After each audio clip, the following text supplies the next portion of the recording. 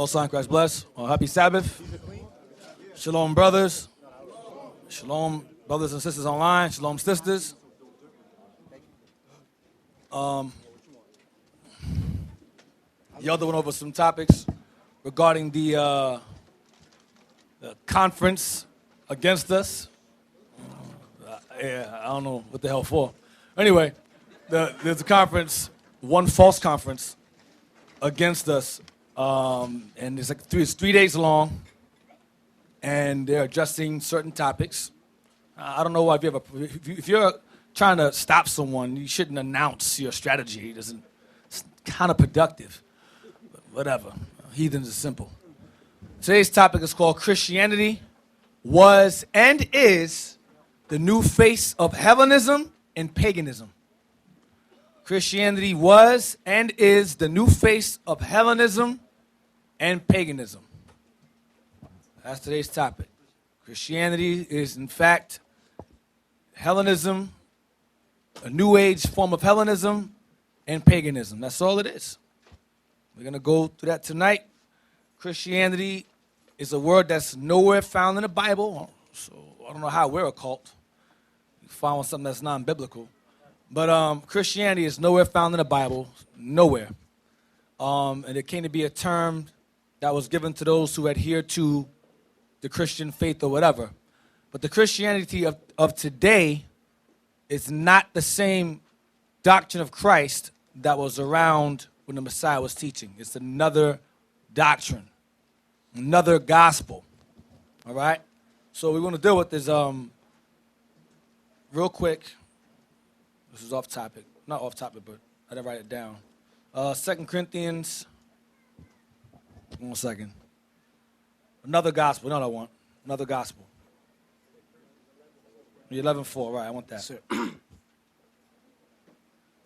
want that first. Just open up with that. Because they're trying to argue, or their argument is that they're doing a segment saying that that Christianity, they're going to debunk the thought that Christianity came from the white man. Good luck with that one. But I'm going to give them that. Christianity, in fact, did not come from the white man. Didn't. It was later on in history spread by him, but it didn't quite. They're actually right. So I'm going to go over where it did come from and how, regardless of who it came from, it's still evil as hell. That's what I'm going to go over. 2 Corinthians 11. So they're partially right. So they get partial credit for that. 2 Corinthians 11 and verse 4. The book of 2 Corinthians, chapter 11, verse 4. For if he that cometh preacheth another Jesus. Now, the only nation I know of that pushed another Christ would be the so-called white man. I don't know of any Asian Jesus or any Arab Jesus. The main false Christ you know of is Caucasian. So he's referring to Edom. Read again.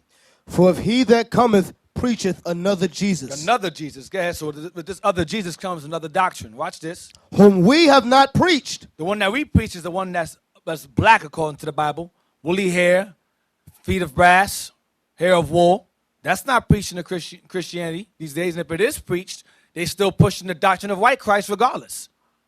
Go ahead. Or if you receive another spirit. Another spirit goes into the doctrine behind it, the vibration behind it. Men, you can come as you are, stay as you are. That's another spirit. That ain't of the Lord. That's of the devil. Go ahead. Which ye have not received. Which is not the Bible. Go ahead. Or another gospel, which ye have not accepted, ye might well bear with him. Bear with him means correct him. Now, another gospel. Let's key on the gospel, the different gospel. The new gospel, that's contrary to the disciples, would be Easter, Sunday worship, the Trinity, virgin birth, Christmas, and the Immaculate Conception. Those go in conjunction with another gospel. It's not of the Bible. It's not of the Lord. It's paganism all over again, masked with the Bible. That's all it is. Now, let's get John 21, verse 18. The book of John, chapter 21, verse 18. Verily, verily, I say unto thee, when thou wast young, thou girdest thyself, Hold on, sorry. Go to verse 17. Verse 17. He saith unto him the third time, Simon, son of Jonah, lovest thou me? Because when Simon Peter rejected Christ 3 times, Christ said he was going to prophesy, he was going to reject him, he was going to deny him 3 times. So Christ, in return, asked Peter, do you love me 3 times? Go ahead. Peter was grieved because he said unto him the third time. Because like Peter denied him 3 times, Christ is asking him 3 times, do you love me? Go ahead. Lovest thou me? And he said unto him, Lord, thou knowest all things. Thou knowest that I love thee. Jesus saith unto him, feed my sheep. Meaning teach the children of Israel, feed my sheep. Go ahead. Verily, verily, I say unto thee, when thou wast young, thou girdest thyself. You were young, you dressed yourself up. Go ahead. And walkest whither thou wouldest. And went wherever you want to go. Go ahead. But when thou shalt be old, you're going to grow old. Thou shalt stretch forth thy hands, and another shall gird thee. Someone else will dress you. And carry thee whither thou wouldest not. And take you where you don't want to go. Go ahead. Then spake he, signifying by what death he should glorify God. So Christ is telling Peter, you're going to be killed. You're going to get old, and someone's going to take you where you don't want to go to kill you. That's what he's saying to Peter. Go ahead. And when he had spoken this, he saith unto him, follow me. But before that takes place, follow me, feed my sheep. That's what he's telling him. Now let's get 2 Peter 1:13, because Peter understood this later on when he got old and became an elder himself. 2 Peter 1:13. 2 Peter chapter 1, verse 13. Yea, I think it meet, as long as I am in this tabernacle, This body. to stir you up by putting you in remembrance, knowing that shortly I must put off this my tabernacle, I must die. even as our Lord Jesus Christ hath showed me. He showed him that back in John 21. Someone's going to take you, you're going to get old, and someone's going to take you somewhere else. They're going to put you to death. Go ahead. Moreover, I will endeavor that ye may be able after my decease. So he's letting you know what that means. The tabernacle means to decease, to die. After my death, go ahead. To have these things always in The remembrance. things in remembrance is the whole 1 Peter and 2 Peter is what he's going into. All his letters. Keep them in remembrance while I'm gone. All right? So Peter was put to death. We're going to find out about who later on. Let's get John 20. Go back there again. We're going to read John 21 again, verse 20. John 21, verse 20. Then Peter, turning about, seeth the disciple whom Jesus loved, following, which also leaned on his breast at supper. He was always close to Christ, always next to him. Go ahead. And said, Lord, which is he that betrayeth So thee? he asked him 2 questions. Which one of us is it that's going to betray you? Go ahead. Peter, seeing him, saith to Jesus, Lord, and what shall this man do? Then he goes, hey, and the guy that you so love, what's he going to do? Go ahead. Jesus saith unto him, if I will that he tarry till I come, If I want that he waits until I return. Go ahead. what is that to thee? What's that got to do with you, Peter? His situation's different from yours. Go ahead. Follow thou me. You follow me. Don't worry about John. Worry about you. You follow me. All right? Read on. Then went this saying abroad among the brethren, that the disciples should not die. Yet, So they all understood that John wasn't going to die. Go ahead. yet Jesus said not unto him, he shall not So die. they assumed Christ meant he wasn't going to die. But that's not what Christ had said to them. But they all assumed, based on that saying, John wasn't going to die. Go ahead. But if I will that he tarry till I come, what is it that to thee? Go ahead. This is the disciple which testifieth of these things. I am that disciple that Peter asked about, that Christ loved. It's talking about me. So John's telling you who he's talking about, himself. Go ahead. And wrote these things, and we know that his testimony is true. Go ahead. And there are also many other things which Jesus did, the which, if they should be written every one, I suppose that even the world itself could not contain the books that should be written. Amen. So there's a lot of editing there to do. Christ did so many things that couldn't fit it in one book. So they wrote down what was necessary to prove he was the Messiah. But he did far more greater works than we can imagine that they couldn't fit in this book. So now let's get Revelations 1 and verse 9. Regarding John. The same John that wrote Revelations. It's the same John that wrote John, the Gospel of John. Same one. Revelations 1. Revelation chapter 1 and verse 9. I, John, who also am your brother and companion in tribulation and in the kingdom and patience of Jesus Christ, was in the isle that is called Patmos for the word of God and for the testimony of Jesus Christ. Read it again. I, John, who also am your brother and companion in tribulation and in the kingdom and patience of Jesus Christ, was in the isle that is called Patmos for the word of God and for the testimony of Jesus Christ. So he was banished to the island of Patmos under the Emperor Titus's brother Domitian. This is around 96 AD, between 96 AD and 100 AD.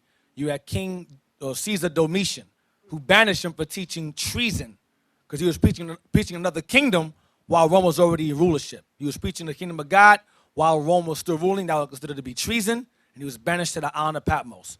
Give me the link I sent you about John of Patmos. This is common. This is not a mystery. This is not fable. This is actually historical. I think it's called John of Patmos. Use that for now. John of Patmos, John the Revelator, John the Divine, or John the Theologian is the name given to the author of the book of Revelation, the apocalyptic text forming the final chapter of the New Testament. The text of Revelation states that the author is called John and that he lives in the Greek island of Patmos, where by some he is considered to be in exile as a result of anti-Christian persecution under the Roman Emperor Domitian. Because the Romans began to, after the siege of Jerusalem in 70 AD, the Romans start to hammer down on us harder, because when Christ prophesied of the Rome besieging Jerusalem and it came to pass, the doctrine of Christ began to spread even stronger, got more strength, because what Christ said was true. So people more began to believe. So once that took place, the Romans felt threatened and started coming down harder on Christians. All right. Traditionally, the writer of Revelation is widely considered to be the Apostle John, who was also seen as the author of the Gospel of John. So most people understand that John the Revelator and the John that wrote the Gospel of John is the same person. Go down. Go to, yeah. Well, not that one. I don't want that one. Go down. On to Patmos. Here we go. It says, John is considered to be exiled to Patmos, undergoing a time of persecution under the Roman rule of Domitian. Revelations 1 and 9, we read that earlier. Go down. Early tradition says that John was banished to Patmos by the Roman authorities. This tradition is credible because banishment was a common punishment used during the imperial period for a number of offenses. Among such offenses were the practices of magic and astrology. Prophecy was viewed by the Romans as belonging to the same category, meaning the same. They call prophesying magic and astrology. Whether pagan, Jewish, or Christian, they called it magic or astrology. It was outlawed. Prophecy with political implications, meaning Rome falling, that's what Revelation is about, Rome falling, like that expressed by John in the book of Revelation, would have been perceived as a threat to Roman political power and order. Three of the islands and the Sporades were places where political offenders were banished. Be mindful that may happen again in modern time, because they're preaching the exact same thing that he was doing. And America is an extension of that same empire, teaching the exact same thing. So, we read earlier, Peter was killed. John was banished to the island of Patmos. Now we're going to go, let's go 2 Timothy 4 and 7. 2 Timothy 4 and 7. We'll read about Paul now. These conferences, these little conferences they're having, is preparation. It's an attack. That's why I want your brothers to be sharp and study. Sisters also, because these Christianityites, okay, are going to come with all kinds of nonsense and ways to defame us and put us in the same political offense as Domitian put John the Revelator in. The same exact thing.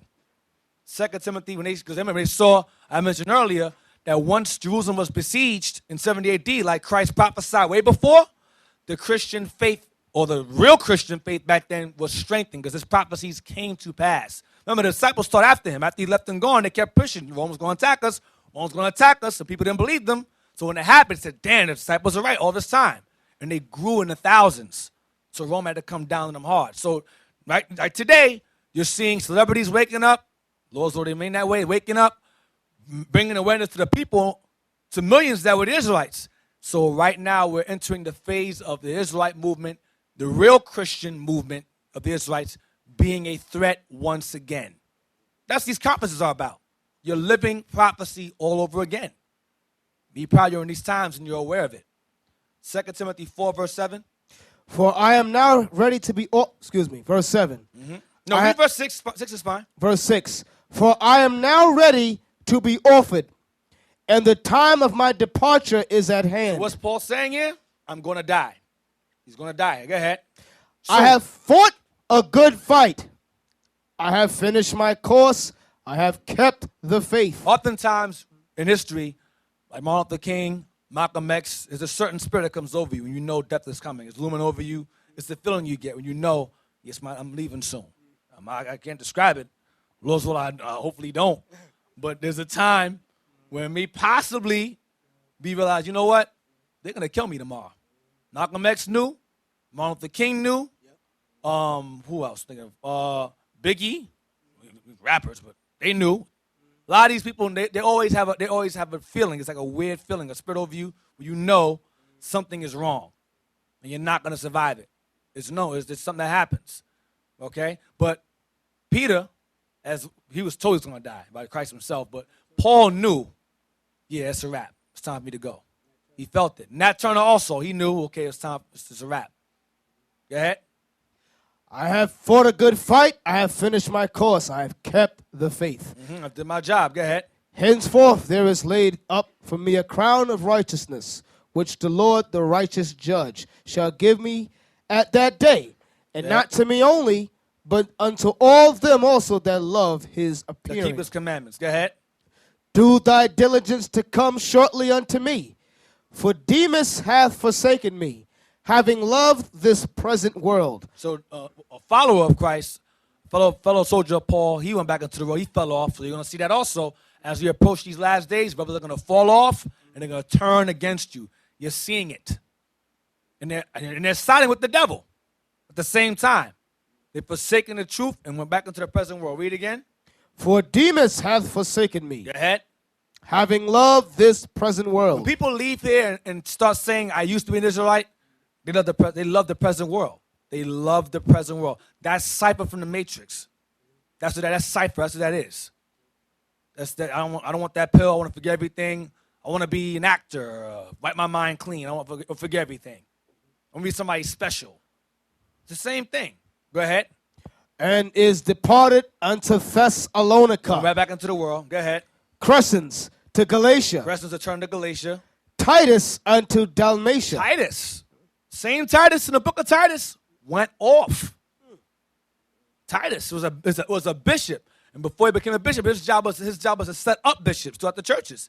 Fell off. He was a Paul for years. Fell off. Go ahead. Only Luke is with me. That's who wrote Acts. He was always a Paul. Go ahead. Take Mark and bring him with thee, for he is profitable to me for the ministry. Go ahead. And Tychicus have I sent to Ephesus. Go ahead. The cloak that I left at Troas with Carpus, when thou comest, bring with thee and the books. Bring with thee and the books, but especially the parchments. Bring books and bring the paper, because he wanted to have them write, because he was in jail. He said, okay, have them. You can basically have visitation rights. Brothers will come there, he'll speak, and they'll write down what he said.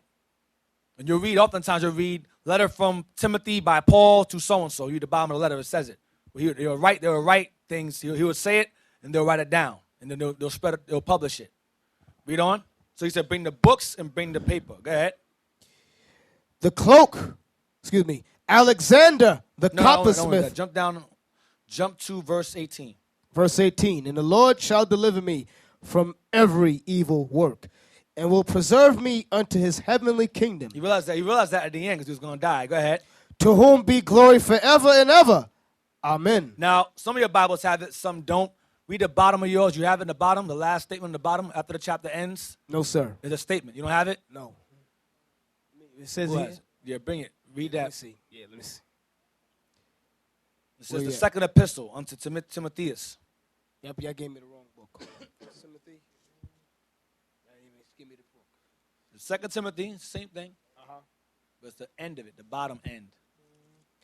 It says, the second epistle unto Timotheus, So this is what he wrote to Timothy. He wrote this to Timotheus, or Timothy is the same person. He wrote this second letter to Timothy. Go ahead. ordained the first bishop of the church of the Ephesians. So Timothy he was a young man. Paul knew him since he was a kid. He became an elder over the church of the Ephesians. Okay, he grew up to become an elder. Go ahead. Was written from Rome Because he was in prison at Rome. Go ahead. when Paul was brought before Nero the second time. The second time. When Paul was brought before Nero, because he knew the second time is the last time. He's going to kill me.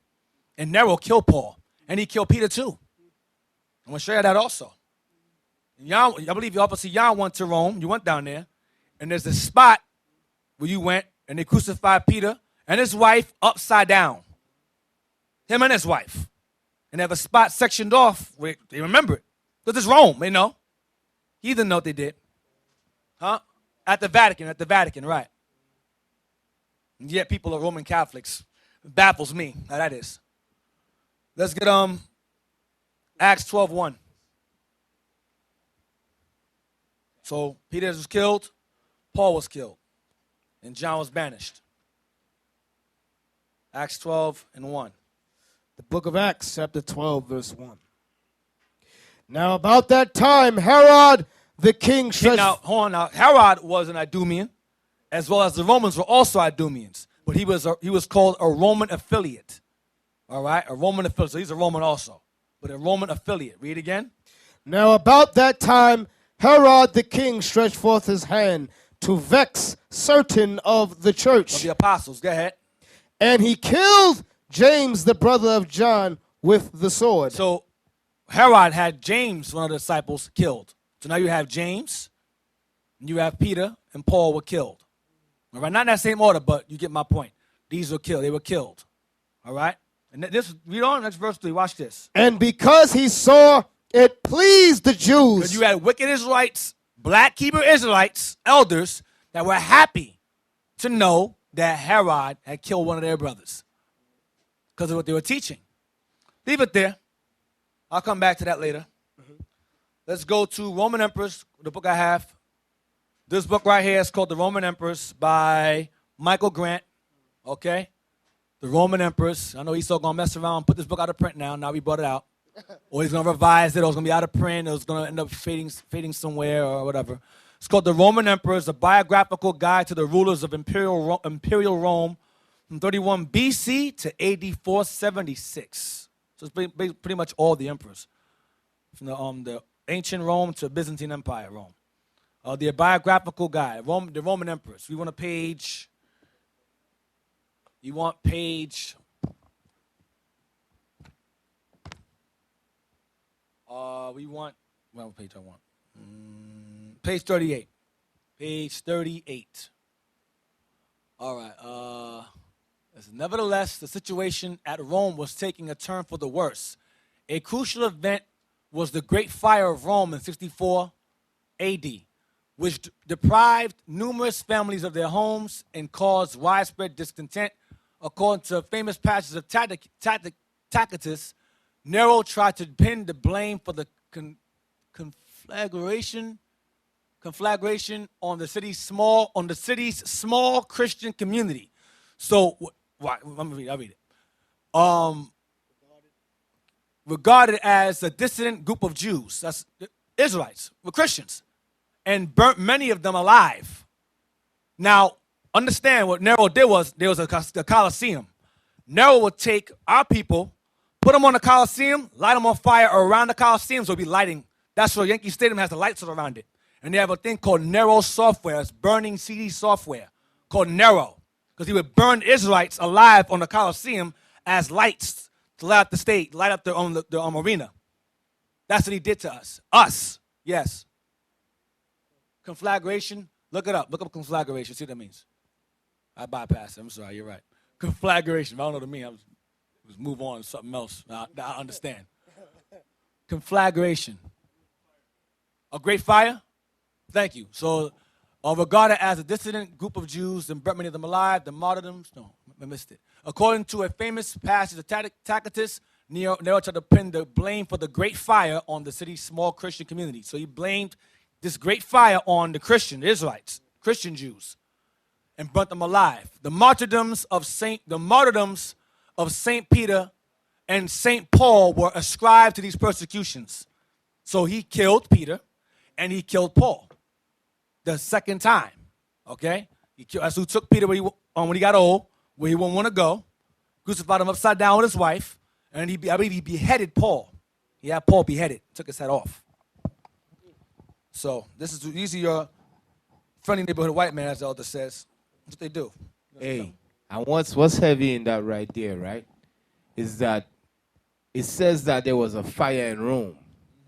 And they used that, Nero, he used that fire to do what? To persecute the church, to persecute Israel. You all got to realize it's the same thing they're going to try to pull today, man. You understand? Because you know the scripture said that we got to be blameless, right? And we got to walk blameless and so forth. But guess what? Guess what they label us as? They label us as black, militant, hate group. You understand? Radical. You know, so they put all these labels on us. So now if something happened now, they could say, oh, they could pass the blame on us. I say, it's these guys that did that. Yep. You know, these guys, they did that terrorist activity or whatever and tried to put some kind of blame on us. You understand? How the mic song like that? Yeah, man. So the same thing that happened back then is the same thing that could happen today. Yep. Now watch this. It's still the rumor persisted. So even after he blamed the Christians for the fire, watch this. The rumor persisted. Not only that the ruler had sung his own poem, The Sack of Troy, not fiddled as the convention has it, while enjoying the spectacle of the flames, but also that he had actually started the fire himself in order to be able to annex some land he wanted for the erection of his golden house. So he started the fire himself and laughed at the fire, he said, he laughed at how look what I did, then blamed us for it. This is Edom. This is what Edom does. Start stuff and put it on somebody else. Blame them. Yes. Right, the Bronx fires in the 70s, exactly. So he went and caused a fire so that he can have some room to build his golden house, erect some golden house. And the fire went, I guess, crazy. He said, okay, well, I'll blame the Jews for it. Then he killed us in the process. Let's go to the origins of Christianity. Wikipedia, origins of Christianity. As I said before, it didn't start with Christianity. Modern Christianity did not start with the white man. It started from somewhere else. Somewhere far more ancient before them. We're going to read into, hold on. We're going to read into Jewish Christians. We'll stop there. Origins of Christianity. Early Christianity and early rabbinical Judaism was significantly influenced by Hellenistic religion. Stop. Read it again. Early Christianity and early rabbinical Judaism were significantly influenced by Hellenistic religion. Now I want you to click early Christianity real quick. Click that. Click early Christianity. Read that. Early Christianity is the period of Christianity preceding the first Council of Nicaea. Did you have people that say that Christ was created during the Council of Nicaea? No. It says Christianity before the Council of Nicaea. So Council of Nicaea did not create Christ. That's retarded. You're going to hear ignorant black folks say that. Oh, the Council of Nicaea, Christ came from that. No, he didn't. They're believing in Christ. John wrote Revelations in 100 AD. How in the hell did they create Christ when he was speaking about Christ long before that? It's nonsense. But go ahead. It is typically divided into the apostolic age, and the ante-Nicene period from the apostolic age until Nicaea. The apostolic age is the age of the apostles, the 12 apostles. We're gonna stop the Jewish Christians here. The first Christians, as described in the first chapters of the Acts of the Apostles, were all Jews, either by birth or conversion. That's a lie. That's not true at all, but go ahead. For which the biblical term proselyte is used and referred to by historians as Jewish Christians. Now, so referred to by historians as Jewish Christians. Now it says they were either Jews based upon birth or conversion. They were by birth and conversion, not or, it's and. Click Jewish Christians, please. Click Jewish Christians, yep. Read that, please. Jewish Christians, also Hebrew Christians, or Also what? Hebrew Christians. So it's not by conversion. Cannot convert into a Hebrew. Go ahead. Or Judeo-Christians. Watch this. Were the original members of the Jewish movement that later became Christianity. So the original members of the Christian faith were all Jews. By birth and conversion, it's the same thing. It converted out of the Greek customs into the Jew customs. They were Israelites, period. Go ahead. In the earliest stage, the community was made up of all those Jews who accepted Jesus as a venerable person or the Messiah, Christ. Watch this. As Christianity grew and developed, Jewish Christians became only one strand of the early Christian community, characterized by combining the confession of Jesus as Christ. Now, hold on. Read this slower. The early Christian community, characterized by combining the confession that Jesus was Christ, they believed in Christ. Watch this. With the what? With continued adherence. Stop. With continued adherence or observance. Watch this. To Jewish traditions such as Sabbath observance. Observance of the Jewish calendar. Feast days. Observance of Jewish laws. Laws of Moses and the prophets. And customs. Circumcision and synagogue attendance. And by a direct genetic relationship to the earliest Jewish Christians. Read the bottom again. And by a direct genetic relationship to the earliest Jewish Christians. That's how you know they were Jews by descent, not by conversion. Don't fall for the semantics. But they were teaching the laws. I want y'all to focus. It says combining the confession of Christ and continued adherence to Jewish traditions such as Sabbath observance, not Sunday worship, Sabbath observance. Observance of the Jewish calendar, which means there's no Sunday involved in that. Observance of Jewish laws and customs, circumcision, synagogue attendance, which is every Sabbath day, and by a direct genetic relationship to the earliest Jewish Christians. So the Israelites, Christians, the real Jewish Christians were Israelites by genetics, by lineage. Y'all follow? They followed Christ and they adhered to the laws and commandments. When Christ was dead and gone and resurrected, they still adhered to the traditions of Moses and so forth. In other words, they kept the laws. They were pushing the laws, keeping the laws, while having faith in Christ. Now, let's go back. Just go to Acts 1. Go back to early Christianity again. Right there, stay there. Go to Acts 1:13. The book of Acts, chapter 1, verse 13. And when they were come in, they went up into an upper room, where abode both Peter and James, and John and Andrew, Philip and Thomas, Bartholomew and Matthew, James the son of Alphaeus, and Simon Zelotes, and Judas, the brother of James. So that's the 11. Jump down to verse 26. These all continued with one accord in prayer and supplication with the women and Mary. No, verse 26. Verse 26. That's when they were replacing. Judas died. He killed himself. They were replacing him to make it 12 again. Go ahead. And they gave forth their lots, and the lot fell upon Matthias, and he was numbered with the 11 apostles. He's number 12. So it became 12 all over again. Matthias is number 12. So this is referred to as the apostolic age. These are the early Christians here, the Jewish Christians. Y'all follow? By genetic lineage, not conversion, but by birth. All right? Those are the real, true Christians. Okay, the originators. Let's get Acts 11:26.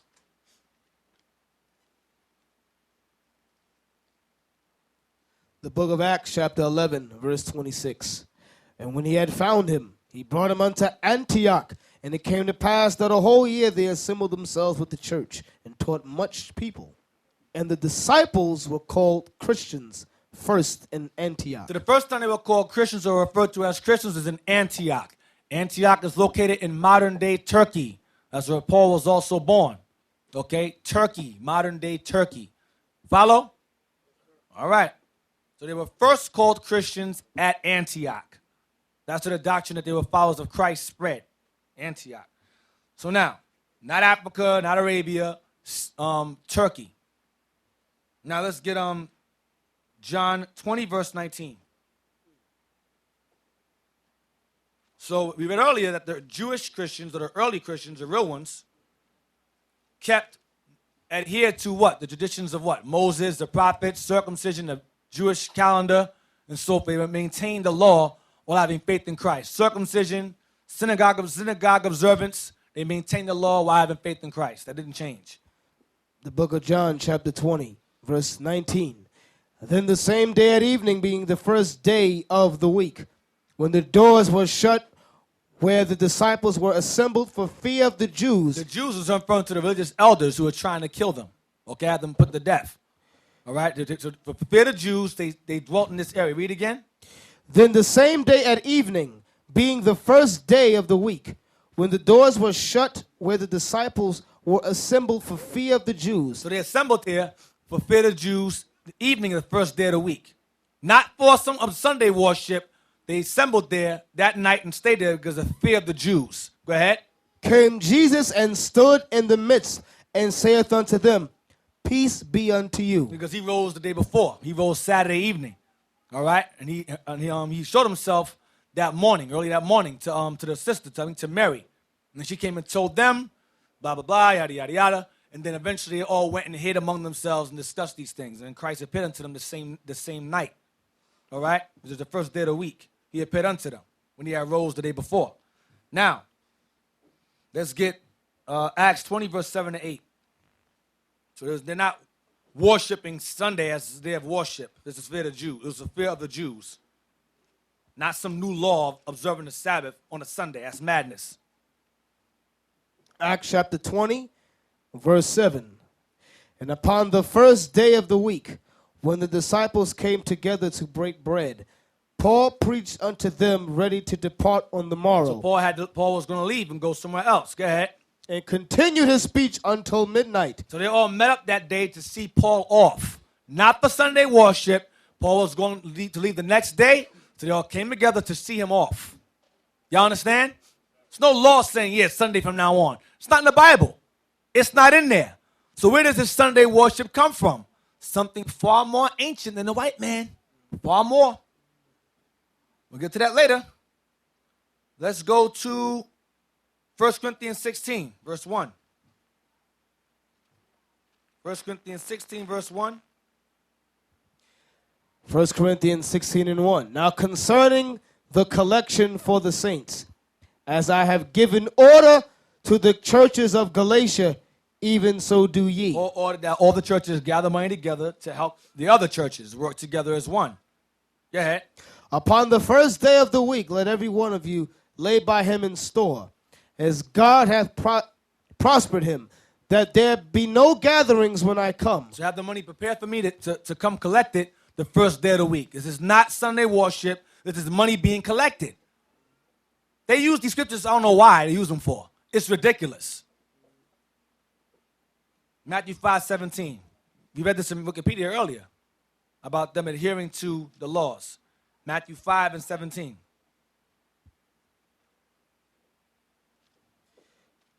Think not that I am come to destroy the law or the prophets. I am not come to destroy, but to fulfill. Read again. Think not that I am come to destroy the law. So he didn't come to destroy the law. Go ahead. Or the prophets. Know what the prophets say. Go ahead. I am not come to destroy, Come to destroy it. Go ahead. but to fulfill. But to fulfill what's written of him regarding his sacrifice, spoken of by all the prophets before him. From the time of Moses all the way down. That's he came to fulfill his duty to be sacrificed, to be killed for the nation. That's what he fulfilled. Y'all understand? The law and the prophets remain in effect. With the exception of what? Animal sacrifice. This is 12 and 8, same book. Chapter 12, verse 8. Matthew chapter 12, verse 8.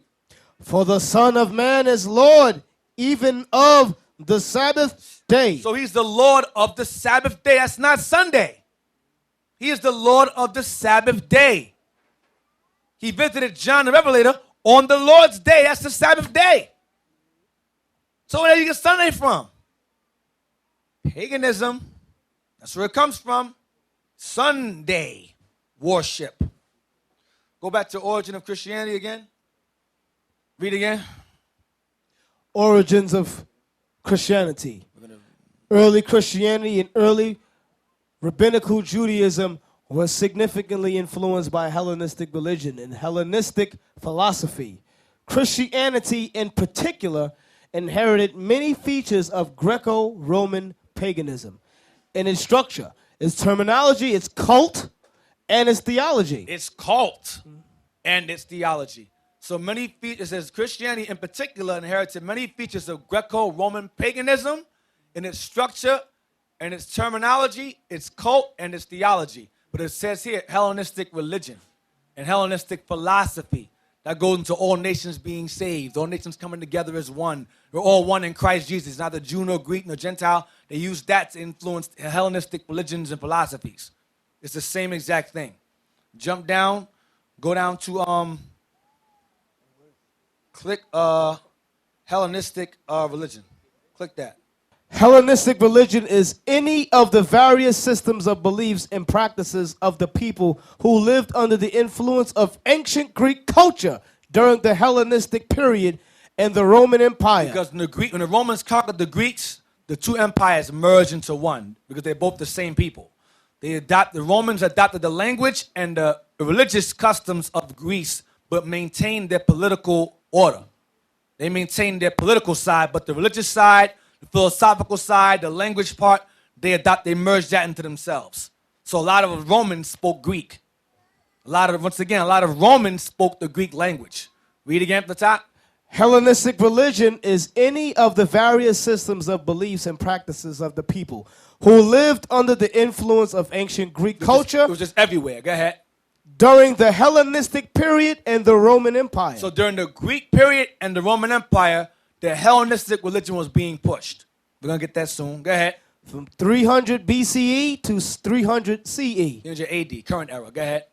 There was much continuity in Hellenistic religion. The Greek gods continued to be worshipped. So the Romans, along with the Greeks themselves, still worshiped Greek gods, but the Romans gave them, Latinized their names. They worshiped the same exact gods, but Latinized or changed the names of the gods from the Greeks. But it's the same exact gods, different names. Go ahead. The Greek gods continued to be worshipped, and the same rites, customs were practiced as before. Exactly. So now, let's get Zondervan Dictionary about Hellenists. So when you fall under the Hellenistic religion or the Greek culture, read it please. You become a Hellenist. Hellenist. Jews who make Greek their tongue, and with it often adopted Greek ideas and practices. Same as that thing. Worship their gods, their language, their culture, their same thing, their fashion, how they dress, their language, all the above. So they were either in the New Testament referred to as Grecians, or they were referred to as Greeks, or they were referred to as Gentiles in the New Testament, who Paul was writing to. Gentile, Greek, or Grecian. Mostly it is referring to Grecian. Acts 6:1, 9:29 is referring to Grecian, but also Greek or Gentile. Heathen also, but I want to deal with this Greek for now. Greek, Gentile, or Grecian. Now, let's get 1 Maccabees 1. We're going to read what Hellenism is. And if it's a religion. 1 Maccabees 1, verse 41. This is regarding Antiochus or Antiochus, who forcefully pushed this Hellenistic religion, which started with Alexander the Great, who died early and passed the mantle to his 4 generals. Okay, and Antiochus came out of one of them. Hold on, let me get it. 1 Maccabees 1, verse 41. Antiochus, who came out of the 4 generals of Alexander, forced Hellenism on the people. On our people. Now, all nations were affected by Hellenism, but he targeted our people. He wanted to make certain that the Jews specifically were subjected to that religion. Read that. First Maccabees chapter 1, verse 41. Because you have to ask yourself, even now, why are the Israelites, if we're a cult and we're talking madness and we're crazy, why is such attention being brought to us? Why? We're insignificant Negroes wearing funny clothes with a mic and a Bible. Why are you talking about us? Why are you holding a 3-day conference about us? Because we're a problem. Because we're spreading. When we're speaking this truth, you don't want to spread. So you figure you're going to try to stop it while it's still early. It's too late already. It's a wrap. You're done. You finished. But we're reading the same exact thing in the past. It's happening now. First Maccabees 1, verse 41. Moreover, King Antiochus wrote to his whole kingdom that all should be one people. Read it again. Moreover, King Antiochus wrote to his whole kingdom that all should be one people. That is Hellenism. That is also democracy. Democracy, write this down. Democracy was born in Greece.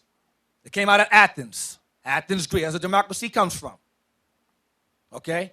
Democracy is a Greek philosophy in America, in the American Empire. America is an empire. I don't know if you know this. That's why they call New York the Empire State. Because New York is a city located in an empire. You understand? You look up, why is New York called the Empire State? No one knows. It's up in the air. Google it. Just read for yourself. We don't know. Maybe this, maybe that. It's because it's an empire.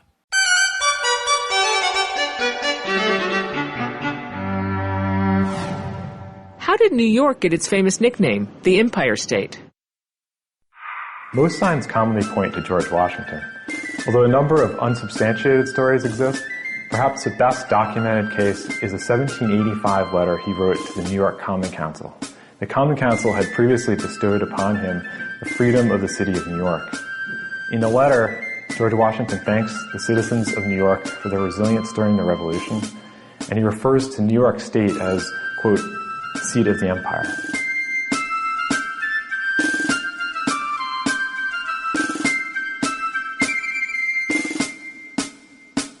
America, or Babylon the Great, is the extension of the Greco-Roman Empire. And with an empire requires what? Emperors.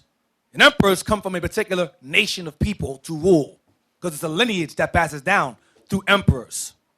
You understand? Which would be Edomites. As is the Romans, as they are today, called Americans or British or Portuguese. It's all the same people. But American whites are really British whites. It's the same people. All right? So read again. Moreover, King Antiochus wrote to his whole kingdom that all should be one people. It should be Hellenism or democracy. Go ahead. Or Christianity. Go ahead. And everyone shall leave his laws. Christianity teaches what? That the laws are what? That the laws are done away with. All you got to do is believe in the name of white Jesus and all be good. You can come as you are and stay as you are. Because in the Greco-Roman Empire, in the Greek Empire, Alexander the Great was a well-known flaming homosexual. They say he was very effeminate. He can kick you behind, though. But he was very, very effeminate. And he was the one that advocated the clean-shaven look. He pushed that vibe because he got that from the Egyptians. Because the Greeks borrowed from the Egyptians. The Romans borrowed from the Egyptians and the Greeks. Because Esau has no culture of his own. He borrows others. He's not innovative. He has no creativity whatsoever. He steals and says it's mine. That's what he does. Read on. And everyone should leave his laws. So all the heathen agreed according to the commandment of the king. That's why Christianity, New Age Hellenism, is found in every country on the planet. You have crazy Muslims, you got Christians among them. Crazy Buddhists, you got Christians among them. You have Hinduism, Christians are among them. Taoism, whatever, Christians are among them. Muslims, Christians are among them. Modern Christianity is everywhere because the heathen consent to it as they did back then. They do so today. Go ahead. Yea, many also of the Israelites consented to his religion. To his what? To his religion. To his what? To his religion. It's a religion. Hellenism is a religion. Go ahead. And sacrifice unto idols. That goes back to those Greek gods we read about earlier. They worship Greek gods. Go ahead. And profaned the Sabbath. In turn, what's the Christianity push the Sabbath to now? Sunday. Sunday. Worshipping the sun. Go ahead. For the king had sent letters by messengers unto Jerusalem and the cities of Judah that they should follow the strange laws of the land. Go ahead. And forbid burnt offerings and sacrifice and drink offerings in the temple, and that they should profane the Sabbath and festival days. Don't keep Passover no more. Keep Easter. Don't keep Hanukkah no more. Keep Christmas. It's the same thing all over again. Go ahead. And pollute the sanctuary and holy people. And do what? And pollute the holy people. To pollute the holy people. That's the whole premise of Christianity, is to pollute. The target is our people. The other nations I'm going to give you an example. When the so-called white man came into the world and pushed Christianity, right? You have Christianity among the Chinese. He didn't tell the Chinese, from now on, you're no longer Chinese. You're a Christian now. It doesn't matter what your nationality is. You're a Christian. The Chinese are Christians and maintain that they're Chinese. East India. They didn't say to East Indians, yeah, you're no longer Persians anymore, no longer Indian, you're Christian, you're Christians now. Denounce that stuff. No, they're still maintaining that they're Christians. I mean, that they're Elam or that they're Iranians. They maintain their culture, their knowledge of self. But when it came to the so-called black, Hispanic, and Native Americans, no, you're Africans. No, you came from the Bering Strait. You're a Christian. All that matters, your nationality doesn't matter. Your nationality doesn't matter. What matters is that you believe in Jesus. Why wasn't that spread to all the other nations? Why? Because they knew that our identity mattered. And they know that today it still matters.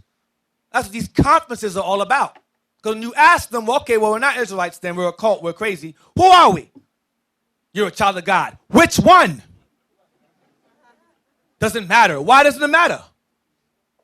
Because they know that's the whole point, is to keep you dumb and stupid, keep you a Negro in the slave mind. That's their purpose. Love white Jesus, remain a Negro, keep this place going. That's what Christianity is. We continue? You're going to read the verse Set 50. up altars and groves. Those are churches. Set up altars and groves. Those are churches. Go ahead. Chapels of idols. That goes into your Catholic church. Chapels of idols. And sacrifice swine's flesh. You got Israelites that left out of here. Now they're saying nothing wrong with eating pork.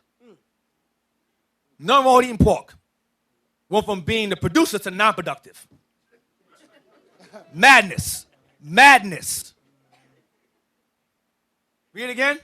And sacrifice swine's flesh and unclean beasts. When the Most High says that pork and these things are unclean, there's a reason behind it. Animal itself is not to be consumed. It's not good for you.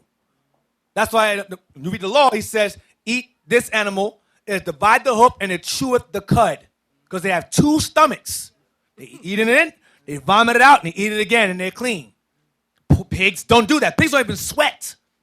They eat everything. Don't eat that, because they eat everything. Don't eat shrimp. They eat their bottom feeders. Fish take a dump, they feed up the dump. They keep the ocean sea, they call them bottom feeders, scavengers. They eat the waste. Pigs eat the waste. They're the natural sanitation of the earth. Catfish, all of that. So he says, don't eat that, because what they eat is not good for your body. Negro said, the non-productive says, no, there's nothing wrong with it. God just said don't do it. But why did he say don't do it? He's telling you in the law, they chew up the cud. This animal doesn't. Don't eat that animal. Because it's not healthy, dumbass. Excuse my language. I just don't like ignorant Negroes, man. Piss me off. It's a kind of worm that's in a pig. I think it's called a tapeworm or something like that. Yep. Yeah, when you eat the pig, that worm, it go in your stomach and it mess you up, man. So, the most I know why he gave us some food to eat and some food not to eat, I'm asking in the Bible, by the way. Don't get mad at me. I'm sorry. Send me letters now. I'm cursing. Read 48. That they should also leave their children They uncircumcised. should also leave their children uncircumcised. Why? Because the Greeks practiced uncircumcision. Go ahead. and make their souls abominable with all manner of uncleanness and profanation. This is the point. Watch this. To the end they might forget the law and change all the ordinances. That's the purpose of Hellenism and Christianity, is to make Israel forget the law, make our souls abominable with all uncleanness and profanation. You forget the law and the ordinances, you forget who you are. Because our laws make us who we are. Peculiar people, special people. We have special laws and commandments given to us. Only given to us by the Most High, who is our only God. So by saying, don't keep those laws no more, we forsake that only God and serve their gods instead, which tell you don't keep no laws. It all ties in together. It's a plot, it's a ploy to keep us in the slave mind and keep this captivity going on forever and ever and ever. Which is not going to happen, but that's their point, to slow things down. Yeah, go ahead. Yeah, what's heavy, what we just read there in Maccabees, right? Guess what? All nations was there. The proclamation just went out to Israel, as Deacon Item brought out. It went out to all nations. But they focus in on us to make sure that we forget our laws, that we forget our God and forget all the ordinances.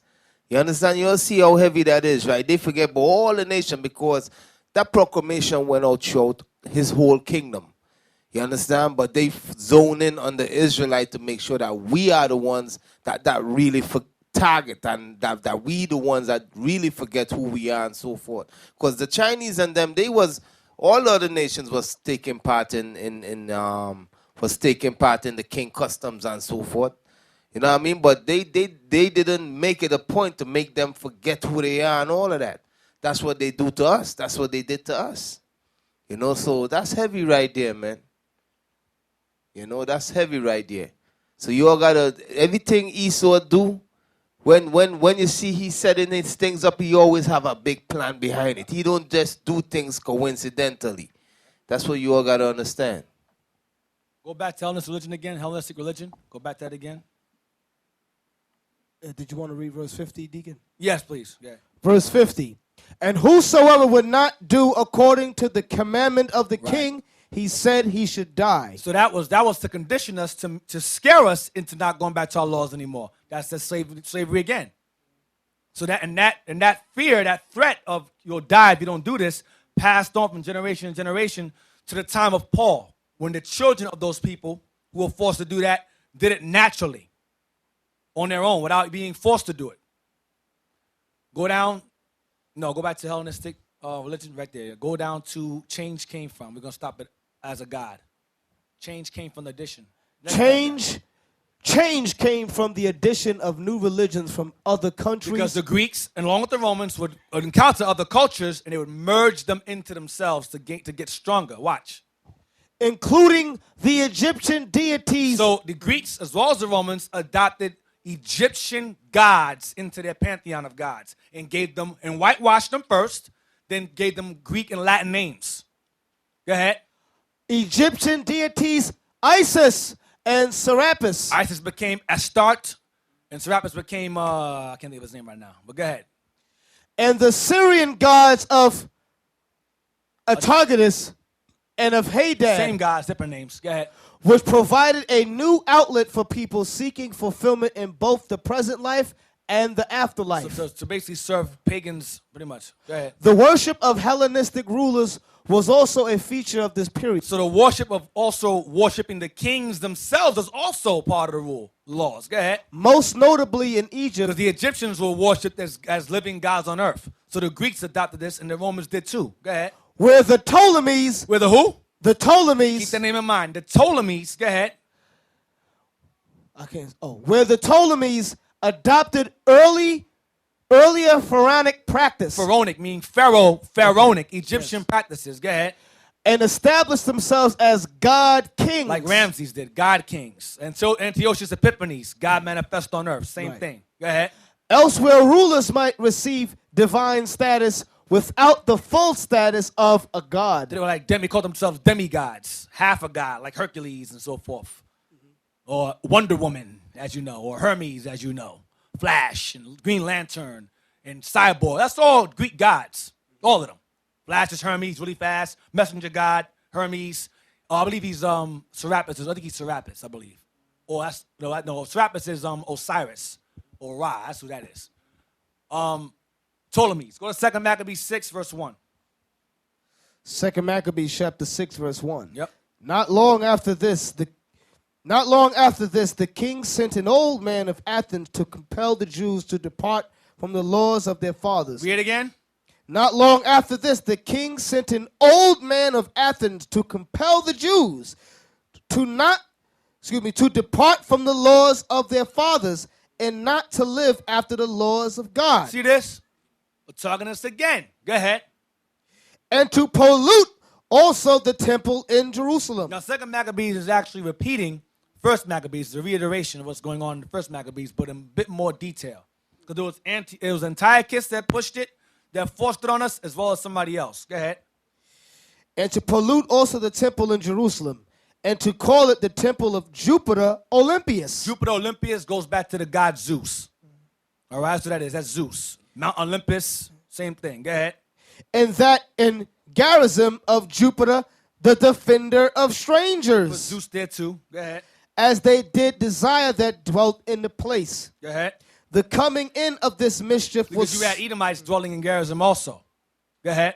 The coming in of this mischief was sore and grievous to the people. They didn't want that. Go ahead. For the temple was filled with riot and revelings by the Gentiles. That's clubbing. That's clubbing. That's your parties, sorority parties, fraternity parties, all of that. All of that go back to Greek stuff. They do all kinds of nasty initiations. Some of y'all know what I'm talking about. Doing certain things in cookies and making you eat it. That come out of them from the front, men. Nastiness. Some branding, all that nasty stuff. Read again. For the temple was filled with riot and reveling by the Gentiles. The Greeks, the real Greeks. Go ahead. Who dallied with harlots. Mess around with whores. And had to do with women within the circuit of the holy places. They turned our temple into a whorehouse. That's what they were doing. Go ahead. And besides that, brought in things that were not lawful. They brought unclean animals into the temple, sacrificed them as well, mainly the pig. That was they honored Jupiter by offering a pig on the altar. Go ahead. The altar also was filled with profane things, which the law forbiddeth. Aside from the whores. Go ahead. Neither was it lawful for a man to keep Sabbath days or ancient feasts, or to profess himself at all to be a Jew. So the objective was to make certain that Israel no longer maintained being Jews, to erase our identities off the earth. That was their purpose. Read this in 1 Maccabees 1. We were the primary target of Hellenization. And Christianity is the same tool being used again. Go ahead. Neither was it lawful for a man to keep Sabbath days or ancient feasts, or to profess himself at all to be a Jew. Go ahead. And in the day of the king's birth, every month they were brought by bitter constraint to eat of the sacrifices. And when the feast of Bacchus was kept, the Jews were compelled to go in procession to Bacchus carrying ivy. Bacchus. Now I want y'all to keep Bacchus in mind. Keep the name Bacchus in mind. Go ahead. Moreover, there went out a decree to the neighbor cities of the heathen. Go ahead. Watch this. By the suggestion of Ptolemy. By the suggestion of Ptolemy. Go ahead. Against the Jews. Against who? The Jews. Specifically, he's specifying the Jews. Go ahead. That they should observe the same fashions. Wear their hair like us, clean shaven, same fashion, dress like us, speak like us. Go ahead. And be partakers of their sacrifices. Eat of unclean animals, sacrifice unclean animals. And whoso would not conform themselves to the manners of the Gentiles should be put to death. Said that earlier. Go ahead. Then might a man have seen the present misery. So Ptolemy pushed that nonsense on us as well. Antiochus did it. Antiochus or Antiochus pushed it, and Ptolemy pushed it as well. You understand? I follow? These are what Greek kings are doing to us, targeting us specifically. Go back to Christianity. Go back to Origins of Christianity again. Origins of Christianity. And we're going to read Christianity in particular. Go back. Click back on this right here. Yeah. Read again. Origins of Christianity. Yeah. Early Christianity and early rabbinical Judaism was significantly influenced by Hellenistic and Hellenistic philosophy. Christianity in particular inherited many features of Greco-Roman paganism in its structure, its terminology, its cult, and its theology. This took place over time. It wasn't immediately. It took over time. It was gradual. Go ahead. Titles such as Pontifex, Maximus, Go ahead. and Sol Invictus were taken directly from Roman religion. So Pontifex Maximus and Sol Invictus were taken directly from Roman religion. Click Pontifex Maximus, please. Let's see what that is. Pontifex Maximus. Sounds powerful, right? Powerful. Pontifex Maximus. Sign Gladiator. The word Pontifex later became a term used for Christian bishops, The term Pontifex later on became a term used for Christian bishops. Watch this. including the Bishop of Rome. Because Rome adopted Christianity into itself. When the Christian movement grew, like I mentioned earlier, 70 AD, it strengthened. Rome saw how powerful the Christian movement was. They said, well, rather than attack it, we strengthen it more. So rather than attack it, let's merge it into ourselves. So they took the Romans worshipped what the Greeks worshipped, the Egyptians worshipped, which was the sun, different gods like Ra and so forth or whatever. So the Romans took their sun worship, okay, and they merged it with Christian Judaism. And when you take sun worship and Christian Judaism, you know what you get? The Roman Catholic Church. That's what you get. And when you take moon worship and Christian Judaism along with Judaism, aside from Christian Judaism, you get Islam. But you both work together and sold us in slavery. But that's another topic. Read it again. The word Pontifex later. The word Pontifex later became a term used for Christian bishops, including the Bishop of Rome. Watch this. And the title of Pontifex Maximus was applied within the Roman Catholic Church to the Pope as its chief bishop. See? Go ahead. It is not included in the Pope's official titles, but appears on buildings, monuments, and coins of popes of Renaissance and modern times. And popes of Renaissance and modern times, meaning today, in Christian churches and Catholic churches, because the Christian churches, the denominations of today, all derive from the Roman Catholic Church. They cannot deny it. They teach the exact same garbage. Only thing is that the Roman Church has what is called the Catechism. They have their own separate set of laws that somehow go against the Bible, called the Catechism. All right, but the Roman Empire basically became the Holy Roman Empire, which in Israel took over, but that's another topic. But basically, the Roman Empire decided to take Judaism or Christian Judaism and merge it into itself, and took paganism along with Judaism and merged them together. And that's what modern Christianity is now. It's the same exact thing. Nothing different. Y'all follow? All right. You say something? Yeah. Go ahead. Because when you look at the Roman and Greek mythology, right? For instance, the mythology about heaven, about when you die, you go live up in the sky. Where you think that come from? They call it the Elysian Fields. You watch a Gladiator, when you saw the movie Gladiator with Maximus or Russell Crowe, when he dies, you see him going through the fields and his wife and stuff waiting for him in the afterlife. The gates of Olympus are open to you. Yep. That's where it comes from. Right. You die. Basically, what Esau says to you is, live joyously in hell, only to die and go to heaven and live happy up there. So keep hell here and then die and go to heaven up there. It's madness. Right. That's what Christianity is. Maintaining hell to get to heaven. Right, so that right there is where they got that whole concept of dying and going to heaven from, the afterlife. Right. You understand? We know in the Bible it says when you die, your spirit goes back to who? The Most High. But that's Greek that's that Greek mythology that they push in Christianity today. That when you die, you're gonna go and you're gonna live up in the sky. But no, they ain't saying no more it's with Zeus. They're saying with Christ and God. You understand? And then you got, if you evil, you're gonna go to hell. You're gonna go in the ground with Hades. You understand that Hades is that Greek mythology. Or Tartarus. That they teach. You know, that's you saw what Xena, you remember Xena? Yep. Way back in the Hercules. days, and Hercules. You know, the god of war. yeah, Ares, and then you got the Hades of hell. That when you die, you go down there and he torment you. All of that Christianity incorporate all of that with itself, and that's what they teach our people today in the churches. All right, that's where they got all of that from. That's what hell is. Hades, Tartarus, Ares will get you, or Hades will get you. It's the same thing. Right, but when the Bible used the term hell, it's just talking about the ground. You understand? That's what it's talking about, or your condition that you in. You know, some like you could say our people catching hell, meaning the condition that we in. You know, so when the Bible uses it, it's either those both terms it's talking about. Right. All right. Now go back now. Click Sol Invictus, please. That means the unconquered sun in English. Sol Invictus, in parentheses, unconquered sun, That's what it means. was the official sun god of the later Roman Empire and a patron of soldiers. So that is the deity of Rome. Rome worshipped the sun. You take sun worship and Christian Judaism and merge them together, you get what?